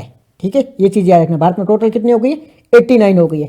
प्रीलिम में क्वेश्चन बनेगा, कैसे बनेगा कि भारत में रामसर साइट की संख्या 70 है, एक स्टेटमेंट बन गया। एक रामसर साइट है वो किसके आधार पे कुछ प्रोटोकॉल वगैरह दे दिया, ऐसे कुछ पूछ लेगा। ठीक है, और किसी साइट के बारे में बता दिया जाएगा। तो 70 नहीं है 89 है। डायरेक्ट संख्या याद रहे ना रहे, लेकिन ऐसे याद रखना कि भाई इसके आसपास है, थोड़ा बहुत आसपास का आइडिया होना चाहिए। अगर 88 दे दी तो वो गलत हो जाएगा, 90 दे दिया तो वो गलत है। थोड़ा बहुत आइडिया होना चाहिए ताकि ऑप्शन को आप एलिमिनेट कर पाओ। पूरा याद रहे न रहे कोई दिक्कत नहीं, अपना ऑप्शन को एलिमिनेट करना आना चाहिए। ठीक है, तो ये 89 हो गई। फिर नए रामसर स्थल कौन कौन से हैं, हम कल भी नाम पढ़े थे, याद होने चाहिए आपको, ये नाम तो पता होने चाहिए, मतलब बार बार आर्टिकल में आएंगे, बट आपको तो एक बार बैठ के याद कर लो। ये सक्राकोटई, जिसका 2025 में वो तो याद कर लो, यूपीएससी पूछ सकती है। ये सक्राकोटई तमिलनाडु की है, इसको घोषित किया गया है। फिर थेराथंगल, ये भी तमिलनाडु को, इसको घोषित किया गया है। ये सिक्किम के एक है खेचोपोपलरी, ठीक है, खेचोपोपलरी, ये सिक्किम की है, इसको घोषित किया है। और उधवा जिला झारखंड की, इसको घोषित किया है। 4 है, नाम याद रखना, 2 तमिलनाडु की है, एक सिक्किम की, एक झारखंड की है। और इन दोनों राज्यों की ये पहले, इससे पहले इनकी ये नहीं थी। तो ये दोनों पॉइंट आपको पता होने चाहिए। ठीक है, अब वो सबसे ज़्यादा कहाँ है, कल भी देखा था हमने, तमिलनाडु में। यूपी दूसरे नंबर पे, यहाँ पर कितने हैं 10 है। ठीक है, सिक्किम और झारखंड की पहली है, इससे पहले यहाँ पर नहीं थी। और कौन कौन सी है नाम अभी हमने देखा था, खेचोपलरी सिक्किम की है, उधवा जिला वो झारखंड की है। सबसे ज़्यादा कहाँ है, यूके उत्तराखंड में, सॉरी यूनाइटेड किंगडम में कितनी है 176 है। दूसरे नंबर अभी जो जिस पे ट्रंप ने चांटा मारा था, जो ट्रंप के गया था चाचा माफ़ कर दो, कौन गया था, मैक्सिको गया था ना ट्रंप के पास में, चाचा माफ़ कर दो हमें क्यों बर्बाद कर रहे हो, तो वो मैक्सिको वाला था ना, तो उसमें 144 है। और तीसरे नंबर पर हमारा प्यारा भारत तीसरे नंबर पे आता है। क्या खुश हो जाए, तीसरे नंबर पे आ गया, अमेरिका को पीछे छोड़ दे, नहीं भाई दुखी रहो, क्योंकि आपका तो बेड़ा गर्क हुआ है ना, आपको रामसर साइट में घोषित किया गया, तो अच्छी बात नहीं है ये। तो भारत है वो तीसरे नंबर पे आ गया है। ठीक है जी, कोई बात नहीं है। अब बात कर लेते हैं, कोई भी स्थल होता है उसको रामसर साइट कैसे घोषित किया जाता है, कौन कौन से। जैसे एक बात बताऊं मैं आपको मैं आईएएस ऑफिसर घोषित कर दूं, तो क्या क्या चीज़ें आपके आईएएस ऑफिसर, क्या क्या क्वालिटी देख के मैं आपको आईएएस ऑफिसर बनाऊंगा। तो पहले आपने प्रीलिम निकाली हो, दूसरा आपने मेंस निकाली हो, फिर आपने इंटरव्यू निकाला हो, तभी मैं आपको आईएएस ऑफिसर मैं तो क्या मतलब यूपीएससी आपको आईएएस ऑफिसर बनाएगी। तो सेम किसी भी स्थल है, कोई भी जगह है, उसको रामसर साइट घोषित करना है, तो क्या क्या चीज़ें होनी चाहिए उसके पास में, तभी उसको रामसर स्थल बनाए। तो सबसे पहले वो दुर्लभ मतलब रेयर होना चाहिए, ऐसी स्थल होनी बहुत ही रेयर हो, मतलब अच्छी व्यवस्था वहाँ पे होनी चाहिए, वो मतलब बहुत ही ज़्यादा इंपॉर्टेंट हो, प्राकृतिक रूप से बहुत ही ज़्यादा महत्वपूर्ण होना चाहिए। साथ ही साथ में लुप्त प्राय ऐसी प्रजातियाँ जो खत्म होने के कगार पर है, वो वहाँ पे निवास करती हो, मतलब बहुत परेशान लोगों को वो जगह देता है। ठीक है, ऐसी जगह हो जहाँ पे कोई खत्म होने वाले लोग हैं, लोग मतलब प्रजातियाँ, जो एनिमल वगैरह की प्रजातियाँ होती है वो वहाँ पे निवास करती हो। वहाँ पर जैव विविधता क्या होती है भाई, बायोडाइवर्सिटी क्या होती है, ये तो 9वीं 10वीं 11वीं 12वीं कहीं तो पढ़ाई होगा। जैव विविधता का मतलब होता है अलग अलग पक्षी है, एनिमल है, जो भी सारी चीज़ें एक जगह रहती है उसे जैव विविधता कहा जाता है। अलग अलग प्रकार के जीव किसी एक जगह रहते हैं तो वो जैव विविधता कहा जाता है। डाइवर्सिटी मतलब विविधता होता है, अलग अलग लोग रहते हैं, वो विविधता आ गई है। तो ये जैव विविधता को प्रोटेक्शन देती है, बहुत ज़्यादा वहाँ पर पक्षी जानवर वगैरह जीव रहते हो। ठीक है जी, प्रवासियों को आश्रय देती है, एक जगह से मतलब रसिया से आ रहे हैं, ठीक है, कोई यूके से आ रहे हैं, कौन इंसान नहीं बर्ड्स वगैरह आ रहे हैं, कोई भी एनिमल वगैरह आ रहे हैं, एनिमल तो नहीं आते मुख्यतः बर्ड्स से आते, तो उनको आश्रय प्रदान करती है, ऐसी जगह है। ये सारी कैटेगरी है, ये अगर कोई फुलफिल करता है ना तो उसे रामसर स्थल घोषित किया जा सकता है। क्या क्या है? एक तो प्राकृतिक रूप से महत्वपूर्ण होनी चाहिए, ठीक है, अगर प्राकृतिक रूप से महत्वपूर्ण है तो उसे घोषित कर लेंगे। दूसरी, वहां पर पारिस्थितिक रूप से जो इंडेंजर्ड कैटेगरी के हैं, जो लुप्तप्राय जीव है, वो वहां पर रह रहे हैं तो उनको हम घोषित कर देंगे। तीसरा क्या है? वहां पर जैव विविधता होनी चाहिए, जो भी बायोडाइवर्सिटी है उनकी व्यवस्था, बहुत ज्यादा जीव वहां पे रह रहे हैं, ठीक है, तीसरा पॉइंट हो गया। चौथा, 20,000 से अधिक जल पक्षी वहां पे रह रहे हो। 20,000 से अधिक, आंकड़ा याद रहे ना रहे, बट आप इतना याद रखना कि बहुत ज्यादा जल पक्षी रहे। ये सारी चीजें कोई फुलफिल कर रहा है तो उसे रामसर साइट घोषित किया जा सकता है। महत्वपूर्ण होना चाहिए, बस सिंपल पॉइंट आपको याद ही हो गए, मेरे को अकॉर्डिंग तो आपको याद हो गए होंगे कि प्राकृतिक रूप से महत्वपूर्ण होना चाहिए, कुछ इंपॉर्टेंट तो होना चाहिए, कुछ तो होना चाहिए उसमें दम, ठीक है, कुछ तो अलग होना चाहिए। लोगों की सहायता कर रहा है, मतलब जीव जंतुओं की सहायता कर रहा है, जीव ज्यादा रह रहे हैं, बाहर से लोग आ रहे हैं, उनकी मदद कर रहा है। लोग मतलब मैं लोग बोल रहा हूँ, वो जीवों के लिए ही बोल रहा हूँ, बर्ड्स के लिए, इनके लिए बोल रहा हूँ, ठीक है, वो सारी चीजें आप समझ जाना। तो उनको रामसर साइट घोषित किया जा सकता है। नई कहाँ बन रही है? ये बन रही है खेचो उपलरी झील। कहाँ है? सिक्किम में। सिक्किम के जो वेस्ट साइड है वहां पर ये झील है। हिंदू और बौद्ध दोनों के लिए पवित्र माना जाता है। यहाँ पर जाने पे आपकी मनोकामना पूरी हो जाएगी। यूपीएससी सिलेक्शन लेना है, ठीक है, यहाँ पे जाओ, सिलेक्शन मिल जाएगा आपको। कहाँ जाना है? खेचो पलरी में जाना है, खेचे ओ पलरी में जाना है। ऐसे याद नहीं रखा, ऐसे याद रखना कि मैं एक बार पढ़ रहा था, मेरे को यूपीएससी निकालनी थी, फिर मैंने देखना मेरी मनोकामना कैसे पूरी होगी यूपीएससी की, तो मैंने सुना कि भाई अगर खेचो पलरी जाते हो तो आपकी मनोकामना पूरी हो जाएगी। तो खेचो पलरी कोई जगह है सिक्किम में, वहां पर जाने से मनोकामना पूरी हो रही, मतलब वो एक रामसर साइट है, वहां जाएंगे तो हमारी मनोकामना पूरी हो जाएगी। ऐसे कैसे करके याद कर लो यार। स्थानीय नाम क्या है? सो ये का स्थानीय नाम है, याद रहे तो कर लो। झारखंड में कौन सा है? झारखंड में नाम है उद्वा झील। उद्वा झील कहाँ पर है? झारखंड में। उद्वा झील कहाँ पर है? झारखंड में। झारखंड में जो साहिबगंज डिस्ट्रिक्ट है वहां पर है उद्वा क्या नाम है? उद्वा झील। उद्वा झील कहाँ पर है? झारखंड में। उद्वा झील कहाँ पर? झारखंड में, ठीक है। गंगा नदी आती है यहाँ पे, पटोदा और बरेल दो जो झील है वो आपस में जुड़ी हुई है और काफी महत्वपूर्ण क्षेत्र है, यहाँ पे बहुत ज्यादा बर्ड्स वगैरह निवास करते हैं, ठीक है। तो ये होगी उद्वा झील, कहाँ पर है? झारखंड में। तीसरी कौन सी है? तीसरी हमारी है सक्राकोटई। ये सक्राकोटई कहाँ पर है? ये तमिलनाडु में है। तमिलनाडु में एक जिला है, कौन सा है? रामनाथपुरम, वहां पर ये लोकेटेड है। मध्य एशियाई फ्लाई, जो मतलब हवाई जहाज जो चलते हैं ना, ठीक है, एरोप्लेन वगैरह, उनके लिए रास्ता होता है, वैसे वैसे पक्षियों के लिए भी एक रास्ता बना हुआ है। पक्षियों के लिए ये हमारा इंडिया है, ठीक है, ये हिमालय है, तो ये एशिया है। यहाँ से एक पक्षी इधर आते हैं, एक पक्षी इधर जाते हैं, तो ये वाला पक्षी है ना, मध्य एशिया वाला रास्ता, वहाँ पर वो यहाँ पर आता है। तो ये मध्य एशियाई वाला जो फ्लाई वे पक्षियों के उड़ने का रास्ता बना हुआ है वो वहाँ पर पड़ता है, उनके बीच में ये पड़ता है। तो ये चीज़ आप याद रखना। ये कुछ पक्षियों के नाम से आप मतलब पहली बार अगर पढ़ रहे हो तो नाम से अभी ओनली फेमिलियर हो जाओ। बार बार पढ़ रहे हो तो इनके नाम इंपॉर्टेंट है, यूपीएससी क्वेश्चन पूछती है इन पे। लंबे समय से पढ़ रहे हो तो इनके नाम आपको पता होने चाहिए कि स्पॉट बिल्ड पेलिकन, ये हमने नाम सुना था। कहाँ ये पाया जाता है? हमने देखा था कि हम सक्रापोलई एक जो पक्षी अभ्यारण्य है उसके बारे में बात कर रहे थे, वो कहाँ पर था? वो तमिलनाडु में था। तो ये स्पॉट बिल्ड पेलिकन तमिलनाडु में पाई जाती है। इसका मतलब हमें कहीं और पूछ लिया कि ये गुजरात में पाई जाती है, तो गुजरात का तो पता नहीं, पर तमिलनाडु में तो जरूर पाई जाती है, हमने देखा था। तो वैसे करके आप प्रीलिम में ऑप्शन को एलिमिनेट कर सकते हो कि नहीं यार तमिलनाडु में तो थी, ऐसे करके। फिर ग्रे हॉर्न है, तो नाम बार बार पढ़ोगे तो थोड़ा बहुत आपको आ जाएगा। नाम सिंपल लगेंगे ना तो याद भी हो जाएगी। पहले तो चीज़ों को याद करना सीखो, याद करने के लिए उन चीज़ों को बार बार पढ़ो, बार बार पढ़ने से उन नामों से आप वाकिफ हो जाओगे। पहली बार पढ़ोगे तो यार स्पॉट बिल्ड पेलिकन यह है ही क्या यार, याद ही नहीं हो रहा है। बार बार पढ़ने से याद हो जाएगा, याद होने से फिर वो जगह समझ में आ जाएगी, फिर तो आप एलिमिनेशन भी निकाल सकते हो, ठीक है। तो वो सारी चीज़ें हैं। फिर है थेराथंगल के बारे में बात करें तो ये कहाँ? ये तमिलनाडु में है। यहाँ पर भी स्पॉट बिल पेलिकन, ये देखो यहाँ पर भी पाई जा रही है। किंगफिशर एक पक्षी होता है, दारू की बोतल वाला वो नहीं हो रही है, पक्षी है, वो पर यहाँ पर पाया जाता है। तो ये सारी चीज़ें इसके बारे में थी। बात करें अब आर्द्र भूमि के बारे में, वेटलैंड के बारे में। तो वेटलैंड क्या होता है? वेटलैंड ऐसी भूमि होती है जो जल भी है लैंड भी है, दोनों के बीच की है, मतलब लैंड भी है वहाँ पर और पानी भी है। तो झील वगैरह होते हैं जो ज़्यादा गहरे नहीं हो, ठीक है, कुछ रिवर वाले हैं वो भी ज़्यादा गहरे नहीं है, तो वो सारे आर्द्र भूमि माने जाते हैं। दलदल है जहाँ पर दलदली भूमि होती है, झील है, पिटलैंड है, तो वो सारी जगह है वो आर्द्र भूमि के अंतर्गत आती है, वेटलैंड के अंतर्गत आती है। इसमें जल की गहराई है वो 6 मीटर से ज़्यादा नहीं होनी चाहिए, बहुत गहरा समुद्र वगैरह को वेटलैंड नहीं बोला जाएगा, ठीक है। तो ये वेटलैंड है। महत्व क्या होता है, क्यों ये महत्वपूर्ण होते हैं? महत्वपूर्ण इसलिए है कि यहाँ पर जो ग्राउंड वाटर होता है उनको रिचार्ज करता है, फ़ोन को रिचार्ज नहीं करता है।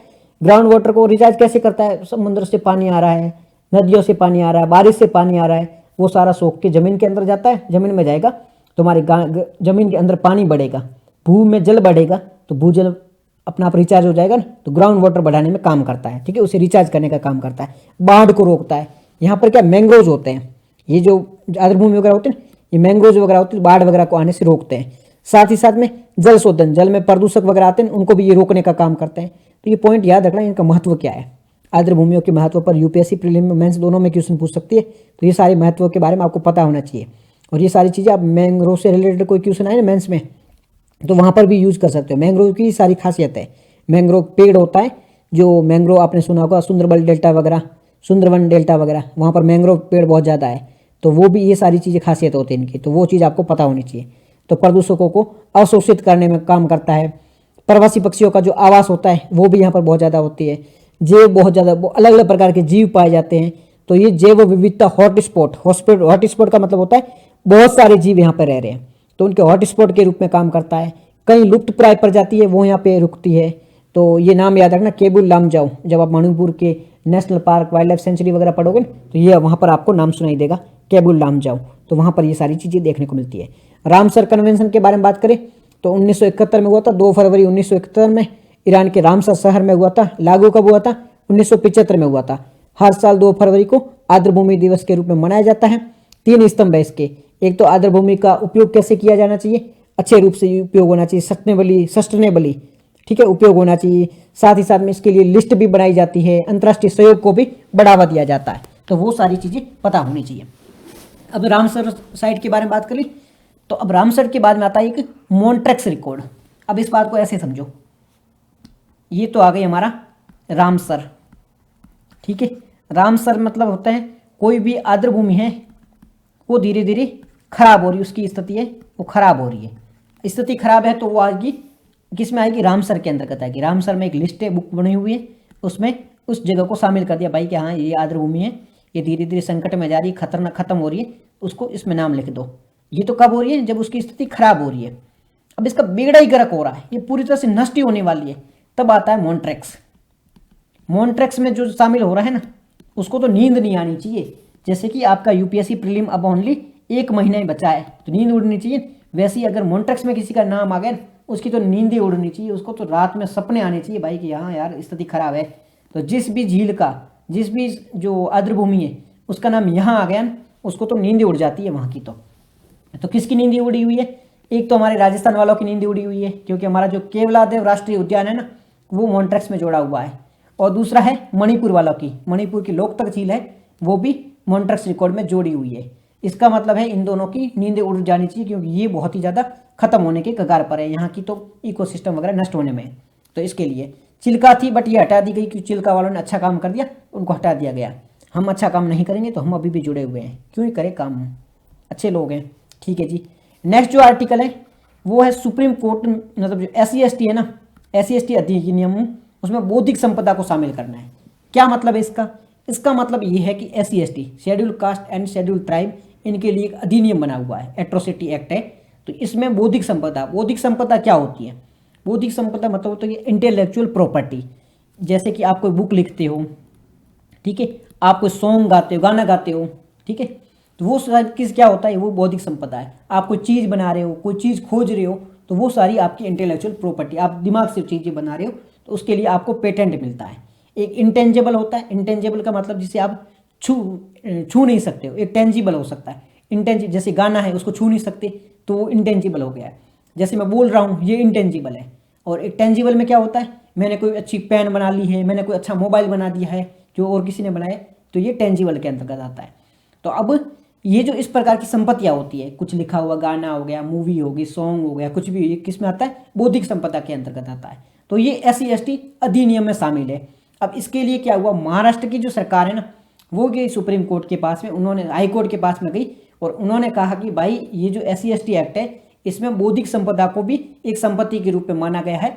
तो अगर कोई व्यक्ति है, वो अगर जैसे कि SC/ST का कोई व्यक्ति है, उन्होंने कोई गाना वगैरह गाया है, तो कोई चुरा लेता है, तो पहला उसका एक्ट क्या बनेगा? कि उसने इंटेलेक्चुअल प्रॉपर्टी का यूज किया है, उसके पेटेंट का मिसयूज किया है, कॉपीराइट है, तो वो पहले तो उस पर केस लगेगा, कॉपीराइट का केस लगेगा। बट वो सामने वाला व्यक्ति अगर SC/ST से है तो उस पर SC/ST एक्ट भी लग जाएगा, और SC/ST एक्ट बहुत ही ज़्यादा खतरनाक होता है। तो ये सारी चीज़ें हो रही थी। तो जब महाराष्ट्र सरकार गई कोर्ट के पास में, उन्होंने कहा कि ये जो SC/ST एक्ट है इसमें बौद्धिक संपदा को भी शामिल किया गया है, तो ये बौद्धिक संपदा है, उसके लिए कॉपीराइट एक्ट लगना चाहिए, ठीक है। तो बट यहाँ पे ये क्या लग रहा है, ये SC/ST एक्ट लग रहा है, तो इसको हटा दो। तो हाई कोर्ट ने कहा नहीं सही है, ये इसके अंतर्गत आता है। तो उसके बाद में सुप्रीम कोर्ट के पास में गई, तो सुप्रीम कोर्ट ने भी सेम बात कही कि नहीं, SC/ST एक्ट के अंतर्गत बौद्धिक संपदा आता है। अगर SC/ST के किसी व्यक्ति का कोई बौद्धिक संपदा का चुराता है या उसको नुकसान करता है तो उस पर SC/ST एक्ट लगेगा। और SC/ST एक्ट का धारा कितनी खतरनाक है वो तो सब आपको पता होनी चाहिए, पता ही हो कि आपको बहुत ज़्यादा खतरनाक धाराएं होती है, जमानत तक नहीं मिलती है। तो यहाँ पर इस आर्टिकल के बारे में यही बात करी गई है। बौद्धिक संपदा क्या होती है, बौद्धिक संपदा में जैसे डेटा है, आपका कोई डेटा है, सामग्री जो आपने रिसर्च वगैरह की है, इलेक्ट्रॉनिक डेटा है, पेटेंट है, कॉपीराइट है, डिजाइन है, ये सारी चीज़ें। इसमें टेंजिबल जिसको आप छू सकते हो, इंटेंजिबल जिसको आप छू नहीं सकते, गाने वगैरह इंटेंजिबल है और बाकी सारी चीज़ें टेंजिबल है, ठीक है। ये सारी बातें हैं। फिर हमने सारी बातें की, SC/ST एक्ट है, कानून में कैसे गई, वो सारी बातें हमने यहाँ पर करी है, ठीक है। ये सारी बातें कर ली है, कोर्ट का क्या निर्णय है वो भी हमने बात कर लिया। तो यहाँ पर ये सारी बातें करी गई है, ठीक है। जो नेक्स्ट जो आर्टिकल है वो तमिलनाडु की सरकार ने कहा है कि जबरदस्ती धर्मांतरण करवाया जा रहा है तमिलनाडु में, पर अभी कोई ऐसी घटना देखने को मिल नहीं रही है। तो ये जबरदस्ती धर्मांतरण से संबंधित है, धर्म परिवर्तन से संबंधित है। तो हमारा जो एक आर्टिकल है, जो संविधान में एक फंडामेंटल राइट भी है कि आप किसी भी धर्म को मान सकते हो, तो वो बात होती है, उससे रिलेटेड बात है। तो GS पेपर 2 का है, पॉलिटिकल टॉपिक है ये। तो यहाँ पे इसी के बारे में बात करें तो हर व्यक्ति को अपने धर्म को मानने का अधिकार है, उसके पास फ्रीडम है कि अपने धर्म को मान सकता है। तो क्या क्या अधिकार है उसके पास में, धर्म की स्वतंत्रता से रिलेटेड ये प्रीलिम मेंस कहीं भी क्वेश्चन पूछा जाता है, बहुत ही इंपॉर्टेंट टॉपिक है। धर्म की स्वतंत्रता से रिलेटेड हमारे संविधान में क्या क्या प्रावधान है, ठीक है, ये क्वेश्चन पूछा जा सकता है। या कौन कौन से आर्टिकल में धर्म की स्वतंत्रता के बारे में बात करी है, तो धर्म की स्वतंत्रता होती क्या है। तो सबसे पहले बात करें धर्म की स्वतंत्रता की, तो प्रत्येक नागरिक के पास में अधिकार है कि वो कोई भी धर्म मान सकता है, ठीक है, उस धर्म का प्रचार कर सकता है, उस धर्म का अभ्यास कर सकता है। अभ्यास मतलब जैसे कि मैं हिंदू हूँ तो मैं हमारे धर्म की पूजा है, आरती, जो भी मेरे को करना है वो मैं कर सकता हूँ, मैं मेरे धर्म का प्रचार कर सकता हूँ। मैं जबरदस्ती किसी का धर्मांतरण नहीं करवा सकता, पर प्रचार तो कर सकता हूँ। तो ये सारे मेरे को अधिकार है। साथ ही साथ में एक डेटा के अकॉर्डिंग बताया गया, ये पॉइंट आपके काम का है नहीं, रटो ही मत, कोई मतलब नहीं है, ठीक है। पहले आपको पता चलेगा कि धर्म की स्वतंत्रता होती क्या है। धर्म की स्वतंत्रता का मतलब है हर व्यक्ति के पास में अधिकार है कि वो किसी भी धर्म का प्रचार कर सकता है, अभ्यास कर सकता है, उस धर्म को मान सकता है, ये उसके पास में राइट है, ठीक है। उसके बाद में वो दूसरों के धर्म के बारे में इंटरफेयर भी नहीं कर सकता कि आप ये धर्म मानो, आप इन्हें मानो। तो ये सारी बातें हैं। हमारे संविधान में मूल रूप से धर्मनिरपेक्ष शब्द है ना, ये नहीं था। धर्मनिरपेक्ष का मतलब है कि किसी भी धर्म का शामिल, मतलब किसी भी धर्म में भेदभाव नहीं करना, कानून की ओर से सारे धर्म इक्वल है। धर्मनिरपेक्ष का मतलब यही होता है। भारत में आप कोर्ट में जाओगे या कानून के सामने जाओगे तो धर्म के आधार पे आपके सामने भेदभाव नहीं किया जाएगा, तो उसे कहा जाता है धर्मनिरपेक्ष। तो भारत एक धर्मनिरपेक्ष देश है, पर जो हमारा मूल संविधान था वहां पर ये धर्मनिरपेक्ष शब्द को नहीं ऐड किया गया था। बाद में 1976 में 42वें संविधान संशोधन के द्वारा हमारी जो प्रस्तावना है ना, उसमें इसको ऐड कर दिया गया था। 1976 में 42वां संविधान संशोधन लेके आई थी इंदिरा गांधी जी, उसके द्वारा संविधान में ये जो धर्मनिरपेक्ष शब्द है इसको जोड़ा गया था। तो पहले ही नहीं था। अगर यूपीएससी पूछे क्या मूल संविधान की प्रस्तावना में धर्मनिरपेक्ष शब्द था, तो मूल में नहीं था, बाद में 1976 में 42वें संविधान संशोधन के द्वारा इसे ऐड किया गया था। और सुप्रीम कोर्ट ने भी ये बात करी है कि धर्मनिरपेक्षता का मतलब है वो कतई नहीं है कि आप किसी धर्म का विरोध करते हो या किसी धर्म का पालन करते हो। नहीं, धर्मनिरपेक्षता का मतलब होता है कानून का कोई धर्म नहीं है, कानून के समान, कानून के सामने सब समान है, चाहे वो किसी भी धर्म का हो, कानून के सामने सब इक्वल है। ये सारी बात करी गई है। अब हमारे संविधान में धर्म के रिलेटेड क्या प्रावधान किए गए हैं, ये आर्टिकल को आप याद रखना, अनुच्छेद को याद रखना। अनुच्छेद 25 क्या कहता है, हर व्यक्ति को अपने धर्म को मानने की, अपने धर्म का आचरण करने की, अपने धर्म का प्रचार करने की स्वतंत्रता है, आर्टिकल 25 कहता है। 26 क्या कहता है, धार्मिक मामलों के प्रबंधन करने की व्यवस्था है, अपने धर्म के बारे में वो मैनेजमेंट कर सकता है। 27 क्या कहता है, 27 कहता है कि अपने धर्म का प्रचार करने के लिए वो कर के भुगतान नहीं करेगा। यानी कि कानून या गवर्नमेंट ये नहीं कह सकती कि आपका धर्म है वो प्रचार करना है, इसके लिए आप हमें पैसे दो। सुप्रीम कोर्ट या कोई भी ऐसा नहीं बोल सकता है, ना कोर्ट बोल सकती, ना कोई भी ऐसा बोल सकता है। तो ये बात कही गई है। 28 क्या कहता है? 28 यही कहता है कि अपना कोई धार्मिक संस्थान है, जैसे मदरसा है, गुरुकुल है, वहाँ पर धार्मिक शिक्षा आप दे सकते हो, वहाँ पर जाके उपस्थित हो सकते हो। ये 28 में बात करी गई है। तो ये अनुच्छेद के बारे में आपको पता होना चाहिए। ये क्वेश्चन भी पूछा है, इसको अटेंड करना कि धार्मिक कार्यों में किसी भी व्यक्ति को कर देने के लिए बाध्य नहीं किया जा सकता है। ये कौन से अनुच्छेद में? तो आंसर देने की कोशिश करो। आंसर होगा सी। आंसर देने की कोशिश जरूर किया करो, करते ही नहीं हो यार। ठीक है जी, यहाँ पे सी आ गया। फिर इस क्वेश्चन को भी अटेंड जरूर करना है। पॉज कर दो, रोको, पढ़ो क्वेश्चन को, क्या बात हो रही है, फिर अटेंड करने की कोशिश करो। समझ नहीं आता पूछो भाई ये क्वेश्चन कैसे आया, इसका आंसर ये कैसे हुआ, बाद में इसका आंसर भी यहाँ पे दिया गया है। ठीक है, कोई बात नहीं। ये मेंस से रिलेटेड क्वेश्चन, इसे भी अटेंड करने की जरूर कोशिश करना। भारतीय अवधारणा है वो पश्चिमी मॉडल से किस प्रकार से भिन्न है, ये जरूर करना है इसे अटेंड। मैं इसका आपको पूछूंगा क्वेश्चन, ये जरूर अटेंड करना। किस प्रकार से भारतीय धर्मनिरपेक्षता क्या होता है, मैं हिंट दे दूं। जो पश्चिमी धर्मनिरपेक्षता के बारे में बात करें तो वहाँ पे क्या होता है, जैसे फ्रांस में क्या होता है, वहाँ पर जो गवर्नमेंट है ना, जो किसी भी प्रकार से धर्म में इंटरफेयर नहीं करेगी। माना कि वहाँ पे मंदिर में पूजा वगैरह हो रही है, यहाँ पे जो भी वहाँ पे गिरजाघर वगैरह होता है ईसाइयों का, वहाँ पे जो भी होता है, तो वहाँ पर कोर्ट है, वहाँ पे कानून है, वो किसी भी प्रकार से इंटरफेयर नहीं करेंगे। बट भारत में इंटरफेरेंस होता है, तो वहाँ पर टोटली धर्मनिरपेक्षता है। मतलब किसी भी मामले में कानून है वो धर्म में इंटरफेयर करेगा ही नहीं। भारत में इंटरफेयर होता है। भारत में लगता है कि जो ट्रिपल तलाक है, 3 तलाक वाला जो कानून है, वो अगर ट्रिपल तलाक गलत है तो भारत सरकार इंटरफेयर करती है, सुप्रीम कोर्ट इंटरफेयर करता है। भारत में लगता है कि अगर जो हमने देखा था सती प्रथा गलत है तो उसे हटा दिया जाता है। ठीक है, दहेज लेना गलत है तो उसे कोर्ट के द्वारा हटा दिया जाता है। तो भारत में धर्मनिरपेक्षता है वो टोटल नहीं है। और जो पश्चिम है देश है वहाँ पर टोटल धर्मनिरपेक्षता है, वहाँ पे हस्तक्षेप नहीं किया जाता है। तो इसके बारे में आपको बताना है। ठीक है, नेक्स्ट जो आर्टिकल है वो रोजगार के बारे में। क्या हमारा यहाँ पे एक आर्टिकल लिखा गया है, उसमें बात करी गई है कि विकसित भारत होता है, जो हमारा भारत विकसित बन जाएगा तो वो कैसे बनेगा, किस प्रकार के रोजगार की आवश्यकता होती है। तो ये सारी इस आर्टिकल में बात करी गई है। तो इसमें मुख्य तो बात करी गई थी कि हमारा 2024 का जो बजट था ना, उसमें प्रधानमंत्री मोदी जी ने कहा था, एक स्कीम लाई गई थी, एक पहल की गई थी, रोजगार से जुड़े प्रोत्साहन, मतलब एम्प्लॉयमेंट लिंक्ड स्कीम लेके आए थे। तो इसके अंतर्गत 2 लाख करोड़ रुपए खर्च किए जाएंगे और लाखों जो नौकरियां वो जनरेट करने की बात करी गई थी। तो ये थोड़ा चर्चा है इसके बारे में। फिर यहाँ पे बात करी गई थी किस प्रकार की जॉब देने की जरूरत है। तो यहाँ पे बात करी गई जलवायु के अनुकूल नौकरियां देने की आवश्यकता है, क्योंकि क्लाइमेट चेंज हो रहा है, तो लोगों को ऐसी नौकरियां दो जो क्लाइमेट चेंज में भी काम आए। जैसे कि इलेक्ट्रिक वो जो रिक्शे वगैरह होती हैं उनके लिए पैसे दो। तो अगर इलेक्ट्रिक व्हीकल बढ़ेंगे तो डीजल वगैरह की जो जरूरत कम पड़ेगी, डीजल व्हीकल कम हो जाएंगी, तो वहाँ पे उनको रोजगार भी मिल जाएगा और वो पर्यावरण के लिए भी बेहतर हो सकता है। साथ ही साथ में यहाँ पे कुछ डेटा भी दिए गए। तो ये डेटा वगैरह आपके काम के नहीं है, क्योंकि बहुत डीप डेटा है, तो इतना डेटा आपको याद रखने की जरूरत नहीं है। ये चीज़ याद रखो ना रखो, ये सारी चीज़ें याद रखना। बेरोजगारी के प्रकार दिए गए हैं और प्रीलिम में ये पूछा जा सकता है कि ये किस प्रकार की बेरोजगारी है, उसका मतलब क्या होता है। सबसे पहली होती है प्रच्छन्न बेरोजगारी। प्रच्छन्न मतलब डिस्कार्ड बेरोजगारी। इसका मतलब क्या होता है, एक खेती में आप काम कर रहे हो, उसमें ये इतनी खेती है, एक जने की जरूरत होती है पर 10 लोग काम कर रहे हैं। जरूरत तो जैसे घर में आप साफ सफाई कर रहे हो, जरूरत एक जने की है, लेकिन कितने जने कर रहे हो, 10 जने कर रहे हो, तो इसको 9 जने हैं वो तो बेरोजगारी है, क्योंकि उनकी जरूरत नहीं फिर भी जबरदस्ती काम कर रहे हैं। तो इन्हें क्या कहा जाएगा, इन्हें कहा जाएगा प्रच्छन्न बेरोजगारी। ऐसी बेरोजगारी जब जरूरत कम हो और काम अधिक कर रहे हो तो उसे कहा जाएगा प्रच्छन्न बेरोजगारी। दूसरी होती है मौसमी बेरोजगारी। गर्मियों में काम करने को है नहीं, सर्दी और बारिश में काम करने को है, तो वो मौसमी हो गई है। तीसरी होगी संरचनात्मक बेरोजगारी। संरचनात्मक मतलब मैं चाहता हूँ रोजगार लेना, बट अभी जरूरत है अकाउंटेंट की जरूरत है पर मेरे को अकाउंट का नॉलेज नहीं है। फिर वो कहेगा कि एआई की जरूरत है आपको, पर मेरे को एआई का नॉलेज ही नहीं है, तो मेरे को रोजगार नहीं मिलेगा। तो इसे कहा जाएगा संरचनात्मक या स्ट्रक्चरल बेरोजगारी कहा जाएगा। फिर चौथा होता है चक्रीय साइक्लिक बेरोजगारी। अगर मंदी है तो रोजगार नहीं होगा, और मंदी नहीं होगी तेजी होगी, मतलब इकोनॉमी अच्छे से काम कर रही है तो रोजगार सबके प्रति होगा। तो इसे कहा जाएगा साइक्लिक बेरोजगारी। ठीक है, चक्कर के आधार पे। फिर तकनीकी प्रौद्योगिकी वगैरह है, एआई वगैरह है, आईआईटी वगैरह है, तो वो उसके आधार पे जो रोजगार नहीं मिलते उसे तकनीकी बेरोजगारी कहा जाता है। फिर फ्रिक्शनल, जैसे कि अभी मैं कहीं पे पढ़ा रहा हूँ कोचिंग में, फिर मैंने वो छोड़ दी और नई कोचिंग ढूंढ रहा हूँ, तो उसके बीच में जो टाइम होता है इसे कहा जाता है फ्रिक्शनल।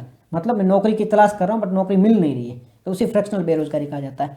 फिर वल्नरेबल, यानी कि अनौपचारिक सेक्टर में जाके काम कर रहे हैं, उसे सुबुद्ध बेरोजगारी कहा जाएगा। तो ये बेरोजगारी के कुछ प्रकार है इसे आप याद रखना, यूपीएससी इस पे क्वेश्चन पूछ सकती है।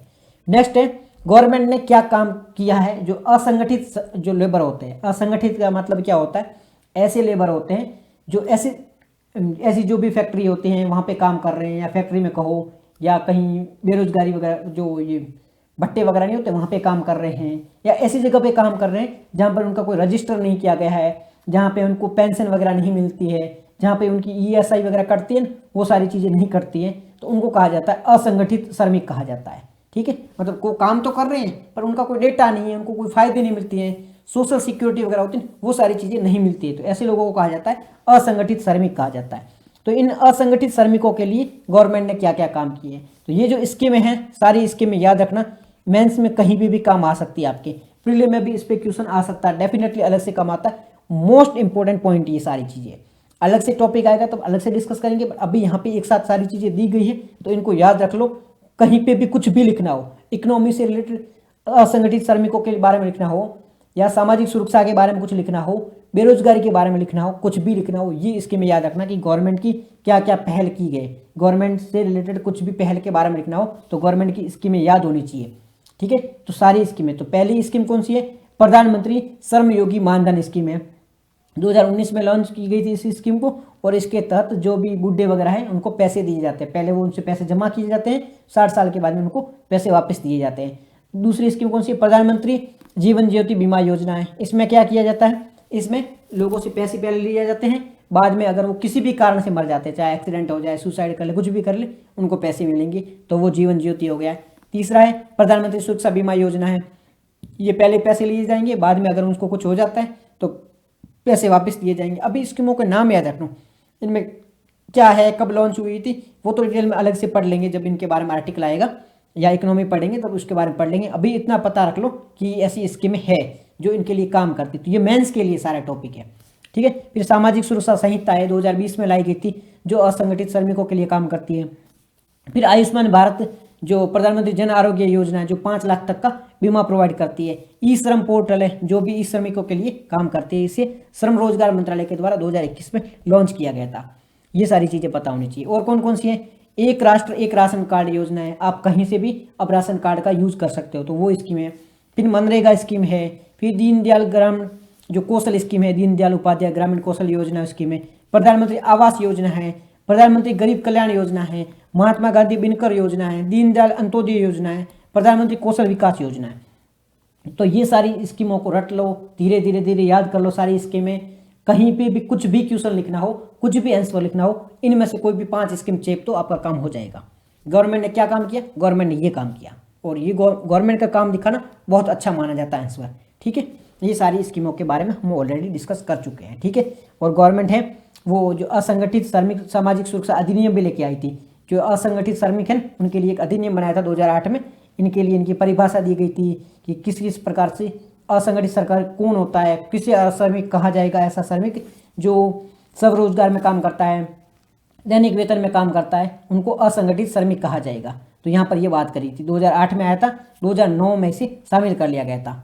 ठीक है, इनके लिए अलग से बोर्ड भी बनाया गया था, राष्ट्रीय सामाजिक सुरक्षा बोर्ड भी इनके लिए बनाया गया था। तो ये आर्टिकल इनके बारे में था। फिर कोड ऑन सोशल सिक्योरिटी, ये 2020 में अभी इनके बारे में बात करी थी। इनमें गीग वर्कर है, इनकी परिभाषा दी गई है। गीग वर्कर क्या होते हैं, जो अमेजॉन में आपने देखा होगा डिलीवरी का वगैरह काम करते हैं, या फिर जोमेटो में डिलीवरी का काम करते हैं, तो इनको गीग वर्कर कहा जाता है, क्योंकि इनके पास में काम तो कर रहे हैं लेकिन कोई रजिस्ट्रेशन वगैरह नहीं होता है। तो जैसे असंगठित होते हैं वैसे एक प्रकार के ये भी असंगठित होते हैं। तो ये सारी इस कोड में बात करी गई है। फिर प्लेटफॉर्म, गैर प्लेटफॉर्म क्या होता है, प्लेटफॉर्म मतलब जो ऑनलाइन है, जैसे अमेजॉन है, जोमेटो है, स्विगी, ये प्लेटफॉर्म है। नॉन प्लेटफॉर्म जो ढाबे से एक जगह से दूसरी जगह भेज रहे हैं, ऑनलाइन ऑफलाइन काम कर रहे हैं, वो गैर प्लेटफॉर्म हो गया है। फिर सामाजिक सुरक्षा से लाभ कवरेज के बारे में बात करेगी यहाँ पे। तो ये इतने पॉइंट पता होने चाहिए, बस ये पीछे वाला याद रखने की आवश्यकता नहीं है। ये इसमें बात करेगी, और स्कीमों के बारे में हम ऑलरेडी देख चुके हैं, ऊपर हमने इसके बारे में बात करी थी। तो ये पूरा आर्टिकल था। तो ये आर्टिकल, इसमें कुछ ऐसा इंपॉर्टेंट है नहीं जिसे हम डिस्कस करें। और इसमें भी मेंटल हेल्थ के बारे में जो हमारी बिगड़ी हुई है, ये रोमानिया की लोकेशन आपको पता होनी चाहिए, मोस्ट इंपॉर्टेंट होता है, यूपीएससी का फेवरेट टॉपिक। बार बार बोलता हूँ मैं। कौन कौन से देशों से सीमा लगती है, मालदीव से लगती है, यूक्रेन से लगती है, हंगेरी से लगती है, सर्बिया से लगती है, बल्गारिया से लगती है। इसकी बुक्रेस्ट इसकी राजधानी है, और इसकी लोकेशन आपको पता होनी चाहिए। ब्लैक सी, यहाँ पे देखो ये ब्लैक सी रहा है। तो ये आज की डिस्कशन इतनी थी, और ये आज के टॉपिक थे। कुछ स्कीम कुछ क्वेश्चन यहाँ पे दे रखे हैं, इसको अटेंड जरूर करना और कोशिश देने की आंसर देने की कोशिश जरूर करना। तो आज के डिस्कशन में इतना ही था। Thank you very much for discussion.